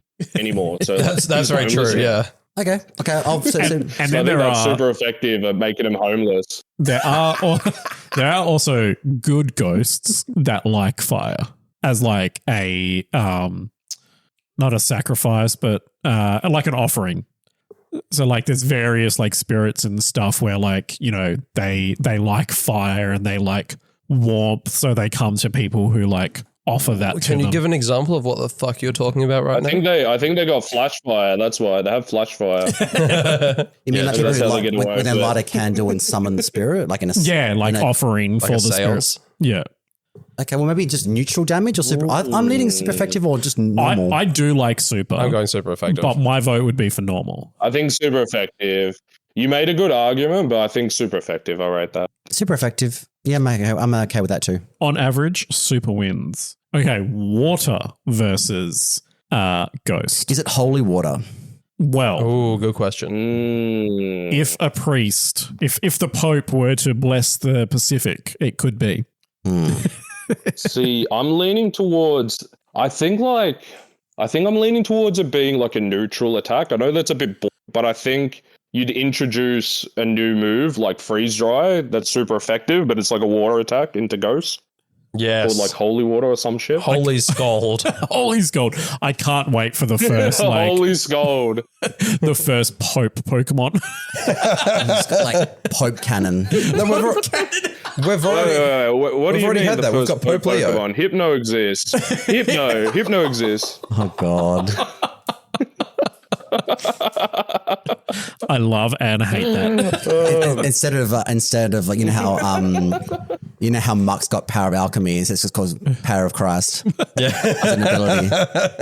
No. I'm happy with neutral. Yeah. I'm fine with neutral. Yeah.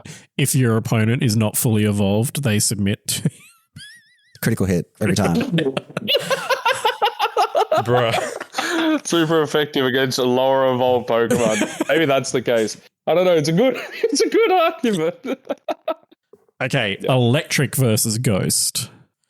I know that, you know, ghost in the shell, ghost in the machine is like a very common thing that's spread around. Yeah, but I think that's how much damage ghosts do to electricity. I don't think electricity is doing anything to ghosts. I've never seen I've never seen any horror movies where they've vanquished a ghost with electricity. I have. I've seen one. Yeah. Scooby-Doo 2, Monsters Unleashed. Oh Jesus. They defeat the Black Knight ghost by channeling the Electro Man through him, like through some jumper cables into the Black Knight. Actually, Don't they electrocute his balls? Like, Yes. isn't that what happens? okay, what And about it blasts his head off. what about Ghostbusters, where they've got those like electric cannon thing that the things where they shoot them with the Yeah. Is that electricity or is that like a different type of radiation or something? It would definitely be electricity, I think. In Pokemon, that would be considered electric type. Yeah. And like I know that magnetic. One of the ways of like detecting ghosts and stuff, there's something to do with magnetic fields and charging. It's like charging in the air or something. Like it is something to do with supernatural. Maybe it's at least neutral then. Yeah, I'd say neutral or not very effective. Yeah.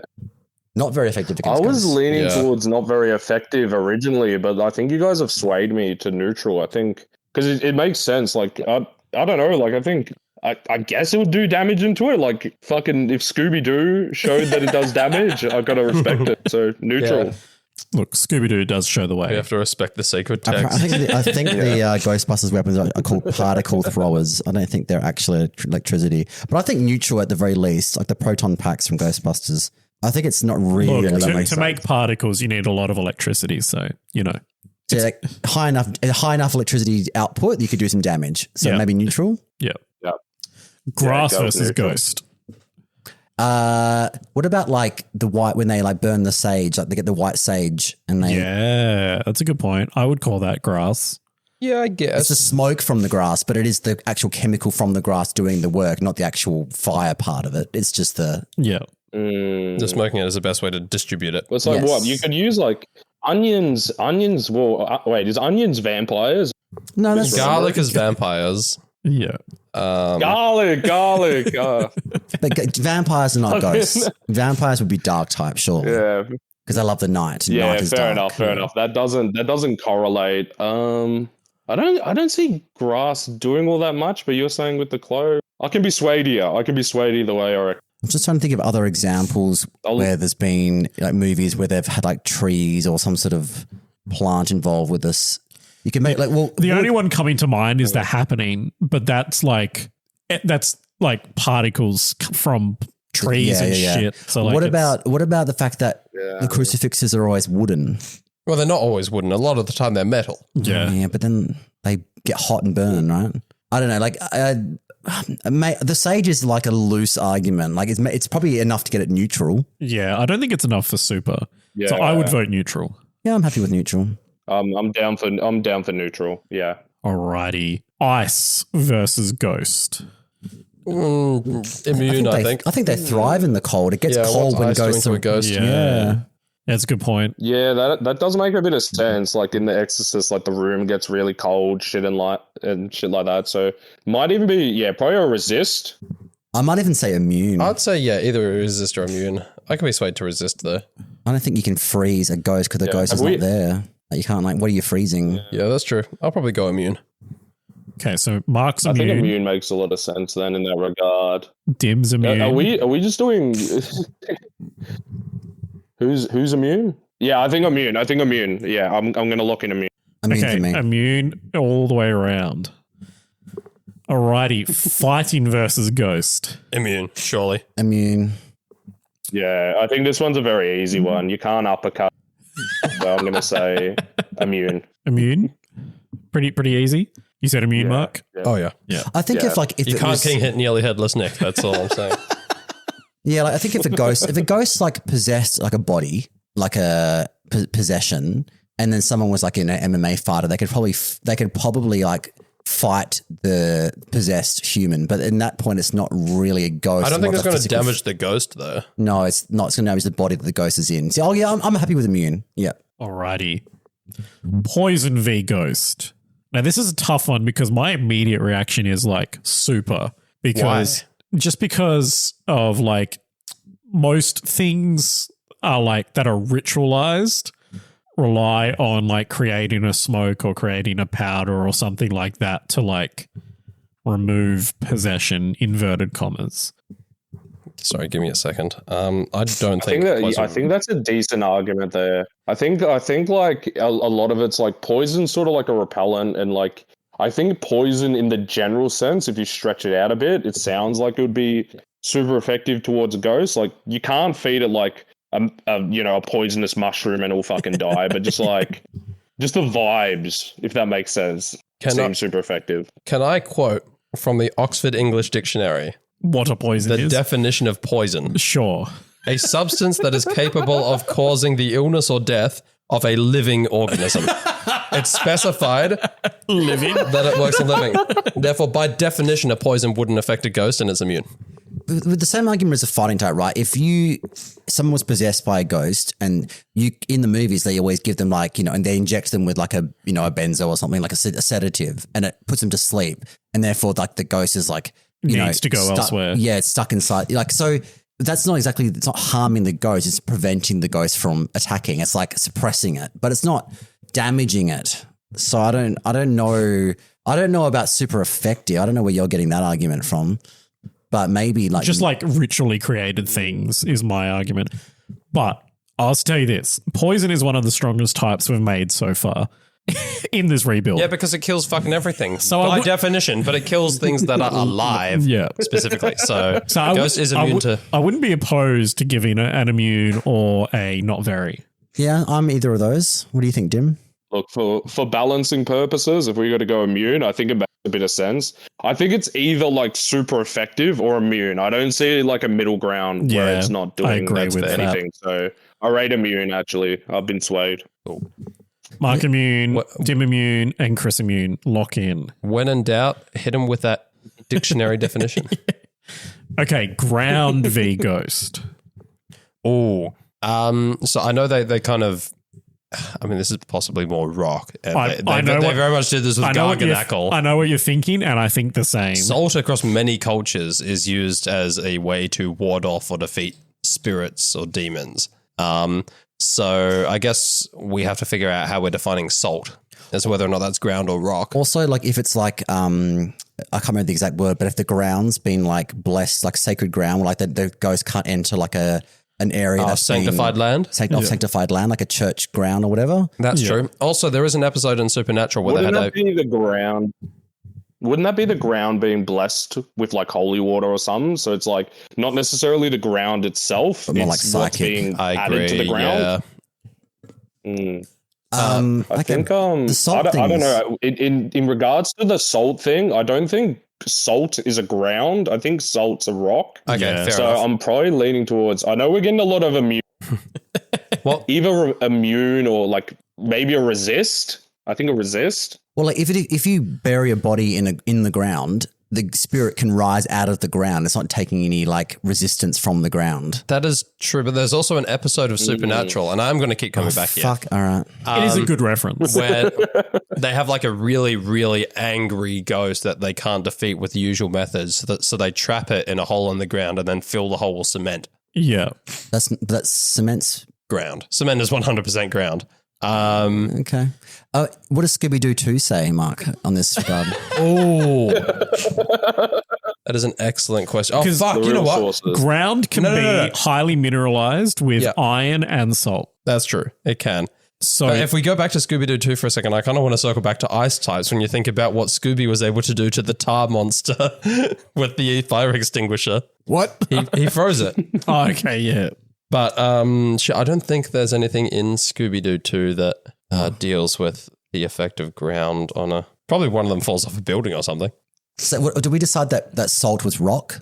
Yes. So Yeah. I'm thinking, like maybe just like not very effective. Because like ground can be very mineralized and it cannot. So like, Are you saying that metal is super effective then? yeah, of course, metal is Yeah, going to be but super yeah. effective. I'm saying not very effective for ground. Me too. I'm leaning towards neutral. Yeah, I'm thinking the same. Yeah, I think probably not very effective into it. So resist. There Cool. we go. On average, not very. Okay, flying v ghost. I don't see it doing anything. Anything at all? What? What's a bird gonna do into a ghost? Honestly, like fucking flap its wings. Avoid it. Wait. Let's be real here. What did Scooby Doo say? Scooby Doo 2 specifically. Is there any birds attacking any ghosts? There's the pterodactyl ghost specifically, but I don't think That is a flying ghost. there is the scene at the very end where they treat the reversal disc, the MacGuffin that they have to plug back in. They use it like a frisbee and they throw that around, and that's kind of flying. Yeah. If a ghost walked out into a hurricane, what would happen? Nothing. So I think that's It doesn't have a corporeal form. It can't be blown away. So is that your answer? Yes, I am. Its ectoplasm could be blown around if it hadn't Could, been that. yeah. It could, I guess. I'm saying immune, but I'm could okay maybe see with the argument for not very immune. At the effective. risk of making it, it's going to have a few weaknesses as well, though. So maybe you just go immune, and then we'll balance it out when we get to some weaknesses. I'll go Yeah, immune. I think I'm happy with immune. Lock it in. All right. We move on to psychic. Super effective. Super effective. Power of Christ compels you. Super effective. Like super effective. faith is very important against. Faith, mediums, like we've established from the start that like psychics who stand around a Ouija board who's just like, they can kind of like, command power over the spirits. And we're arguing that the holy water is effective because of the psychic power of that's the been priest. embodied into the. Yeah. I like it. And I think ghosts like tend to feed off like fear and stuff. So you have to have a strong like mental state, which is like, like the psychic sort of like, I don't know, your brain, if that makes sense. So I think, yeah, super effective. Yeah. Lock it in. Okay. Bug v ghost. Okay. I've never seen that's a lie. I mean, bugs get possessed by fungus and shit. I don't know if they get. That's not a ghost. That's not a ghost. I mean, So I've never seen a possessed bug. I don't think they're doing anything like there's a lot of movies where like there's like flies that like are like manipulated, like with the flies appearing on like things because of the ghosts and stuff. I don't know. I don't think it does. I'm just going to go not very effective. I can't see it doing it. Not immune maybe because that's a bit poor bug, but yeah, not very effective. I think not very effective. Yeah, I'm pretty happy with not very effective. I don't see it like, because the ghosts use the bugs, if anything. Yeah, 100%. They herald the ghost's arrival. They do. Okay, the easiest one on the list, rock v ghost. Super effective. I guess super effective, yeah. Yeah, Yeah. salt and minerals and all that With other the rules stuff. that we created on the salt, I reckon it's super effective. Yeah, agreed. Yeah. Ghost v ghost. What are ghosts doing to other ghosts? Well, they do. Fighting them. Yeah, if you ever, Squaring up. if you ever watch, maybe not like The Conjuring, but like those other ones were like, was that one with the red demon that's like, they go into like the other Drag Me to Hell? Is that? No. Sinister. The Sinister franchise, there's like good and bad ghosts fighting each other. I'm happy with Super Effective the way Game Freak's got it, to be honest. It does make sense. Yeah, I'm down with that. I think in a lot of like movies, at the end of the movie, they get like, I don't know which movie I'm thinking of in particular, but they'll get like a friendly ghost to fight the fucking other ghost to help them because the humans can't, take on the ghost. So I think it would be super effective. I'm pretty sure that happened in one of the Scooby-Doo movies. Not one of the live action ones, actually. One of the there you go. One of the straight to DVD animated ones. The best ones. Yeah. There's precedent. So it has to be super effective then. Yep. Okay. Dragon v Ghost. So in Game of Thrones, the dragon was very good against the whites of the Night King's army. I don't know if I'd call them ghosts though. Zombies, They were like ice dark. Ice. I guess. Or maybe ice psychic. I don't know. I'd call them ice ghost, but either way. I think they'd have like a pretty even matchup between the two of them. Like, I don't know, like I think like maybe because like dragons have like fire, so like fire would help in that matchup. We have said but, that dragons are super effective against ice. Yeah, so I'd say I'm happy to say neutral into ghosts. Neutral or super effective. Yeah, I could see I that. agree with neutral. We've said that fire is super effective, right? Dragons have fire. So it's at least neutral. Yeah. If the ghost can like, dodge and possess a dragon before it can burn it. So it's like maybe neutral. I think neutral. Okay. Yeah. Dark v Ghost. Immune. Ghosts are immune to dark. Ghosts are immune to dark. What is the dark doing to ghosts? They're stronger in the dark. What are you going to do? Or a What are you normal gonna type's do? just weaker in the dark. What are you going to do? Deprive them of light? Oh no. Anyway, there we it have goes. also said that dark, not just darkness itself in nighttime, but also depression, which wouldn't do anything against ghosts, but also That's what causes ghosts is when they have that kind of like They unresolved feed off trauma. that shit. Yeah. But what about the other definition for dark was like evilness, right? Like Yeah. evilness would fuel it, wouldn't it? Probably, yeah. I'm going to go not very effective. I'm not going to go immune. I'm saying immune. I'm saying not very effective. Yeah, I'm a bit on the fence. I think there's arguments for both sides, but like I can also see like dark being sort of like you using your dark powers to beat the ghost, but I think do like that argument that's as well. like a bit more niche. I think Yeah. ooh, I don't know. I might leave it to the board. What do we reckon? You could argue that like evil people use their darkness to control ghosts against other people. No, Like satanic no. worship. But if you watch any movie ever, it's always their fucking hubris, and they're never actually able to control them. They always try to summon them, True, and then the yeah. plot starts because the ghosts get loose because they can't be the ghosts are controlled by there, the dark people. That is a fair point. I think also like the actual darkness So it itself. might be a resist then. Darkness is fuck all because ghosts love the dark, Yeah. right? Yeah. So what's your argument? Not very effective or immune? I was saying immune, but I could see not very effective. Joel? I would lean I towards think not maybe very. not very effective. All right, there you go. 3 not very effectives. Okay. Yeah. Okay, another easy one. Steel v Ghost. Super effective. Yeah, because ghosts. Iron, gold, silver, effective, all traditionally. Yeah. If you swing a steel pipe and suddenly it stops, you've just OK'd a ghost. Yeah. And the final one, and we can use this definition because he's here present. The gays versus ghosts. Fairy type versus ghost. So it could be fae and myth and that, or it can be the gays. I don't personally see the gays doing much to a ghost. Yes, okay, there is a lot. We do watch a lot of horror movies, I think, as a group of people, and I think we would be good at maybe like using up the tool, like using things like metal and rock, and the things that we've already said, fire.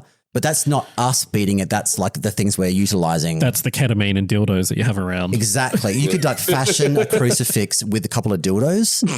You could. Yeah. A crucifix. I don't know. I don't think. I was going to say, don't short sell yourself. I reckon you could take a ghost. Fucking. I don't know. When you say With raw take a power and ghost- pride, you can take it down. how In a fight, right? I'm not talking about the ectoplasm. I'm not talking about the. Oh no, the spooky ectoplasm went everywhere. Or it is the phase, right? So like there's this very I don't see them doing a whole heap to ghosts either. I'm going to say not very effective. they exist in the same realm though. No, they don't. In Kinda. I mean, I think definitely they're not separate. D&D. I think they're separate realms. Have you seen that? There's a viral kind of like meme video. I don't know where it came from, but on the internet, this is like you're in this like hotel lobby. No, hold on, not lobby. Hotel corridor, of like the rooms to the bedrooms. Yeah. And it's like one of those like killers in like a horrible mask with like the nails coming out of it, whatever. There's like creepy serial killer in the hallway, and the guy like sticks his head out of his hotel room and sees this guy like at the end of the corridor, like, you know, imposing, like he's about to be murdered. Yeah. And he just starts flirting with him instead. He's just like, he just gives like a think little, I've like seen little that. suggestive eyebrow raise. And, and just like a little, like, you know, bite the lip kind of thing. And then the killer's like, what, who, me? He's like, and the guy's like, yeah. And then they just start flirting and the killer's like, oh, okay. It's like, could we flirt our way out of a haunting? I don't know. But traditionally, gays have got like the mental health isn't great a lot of the time. There's a lot of mental health issues. Ghosts are very, very good at. That's probably the ghost against fairy, not fairy against ghost. I don't know, not very effective. I think not very effective, but I'm open to a better argument from anybody. I'm not sure. Okay, These the arguments both ways are very good. You know, the like, but you made the point. It's the things that have around yeah, that are doing the damage. Potential metal, potential minerals. yeah. I mean, are the guys more likely to have these things on hand? I mean, Yeah. And then I don't know if I have like a good argument for like fae and legendary stuff. it is very hard to argue that because we don't really know what they would be like in real life. Unless, is Jesus a fairy? Yeah. Yes.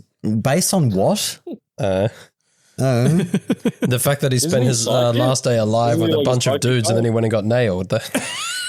Jesus. With his 12 boyfriends, disciples. He washed all their feet as well, I'm pretty sure. Jesus the twink. No, he was a twunk at minimum. You see those? He was ripped. I can't think of a good argument to say He it's liked super effective. handling wood as well. Exactly. Loved it. Got penetrated by that Roman guy. Just- Lots. Oh my god.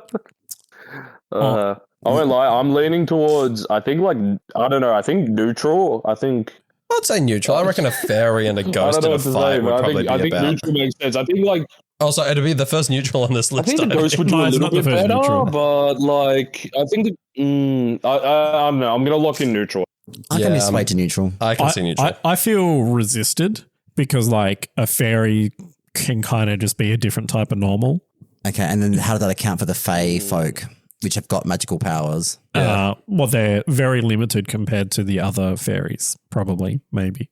So if you're not very effective, I was going to go neutral, I'm going neutral. but Neutral on majority gets the win there. Yep. okay. Okay, let us run back the list, the terrible type that we have created here. So Ghost is immune to normal and ice and fighting and poison and flying. It takes, neutral damage from water, electric, grass, and Dragons, and fairies. and fairies. Resisted from dark, bug, ground, and then super effective from fire, from psychic, from rock, ghost, and steel. I think I like that. Yeah, That's I like one it. of the best types we've created, I reckon. It was one of the least painful one of these that we've done. I got to the end without yelling at anyone. Because Dan fucking Biguli isn't here with his dumbass opinions. With his meme takes. Water is super effective against rock. What a dickhead. I think it's the most balanced. It turned out a lot more balanced than I thought it would be. Honestly, I thought same. it was sounding like everything was immune. It was like immune. I'm like, It was definitely heading in one direction at the beginning there. And I was like, oh, Yeah. man. We just made Ghost OP. yeah. Amazing. Well, thank you very much for that, Dim. Thank you for your opinions in helping create the type chart. And thank you for joining us today as we learn a little bit more about you and discussions around Pokemon. We definitely appreciate your time with us tonight. Dim, can I ask a closing question before you go? Who do you think is going to, if it's not yourself, obviously you want to win, but if you can't win Worlds for any reason, who do you think is going to win Worlds? That's an interesting question. Would it be like an Australian or would it be like... No, you don't have to have any patriotism. you think. Anyone in general? Probably an Italian. Anyone in general? Yeah, if you're being realistic. Yeah, definitely. I was going to say, like, Marco Silva just looks like he's doing, like, a really good run, and it's just incredible season. I think just the fact that he's very good at, I think, picking a team, playing the 1,000, 10,000 hours with it. I reckon he's got a very good chance. A bit of a boring answer, but I'd go with Marco Silva. That's a good answer. I don't think anyone would argue with that choice at all. It's accurate. Yeah, very safe answer. Okay, Dim, any shout outs that you would like to make? And also, where can our listeners follow you if they aren't already doing so? Righty. I'd like to shout out my team building group, Splash Play Boys. Love you all. I'd like to shout out just all my other friends in the community, really Rachel. To see more of me, I'm not really posting much on YouTube. Again, I am on DimtheSim, VGC, but you can also follow me on Twitter. I occasionally post there. So, yeah. Very nice. And, of course, you're in our Discord. So anyone who is a subscriber of the O2 Drop can harass you there. Until he gets sick of it. Until you get sick of it and leave. Definitely. Look. After like maybe the fourth team or fifth team, I might leave. Don't send me your pace, please. I'll roast you. We need to start doing that when we run out of top 10s to rate. We do. We're so close to it. But no, thank you very much again, Dim, for joining us, and for individuals listening. If you'd like to support this podcast, you can do so by hitting up the02drop.com. It'll direct you to our subscription page, where for as little as the cost of a 7-Eleven coffee per month, you can assist the running of this podcast. You get access to our Discord, bonus episodes that we record every week. There's over 60 hours of bonus content that we've recorded for you now, so lots and lots of listening time for your $3 a month, so definitely consider that if you are not already. Until next time, friends.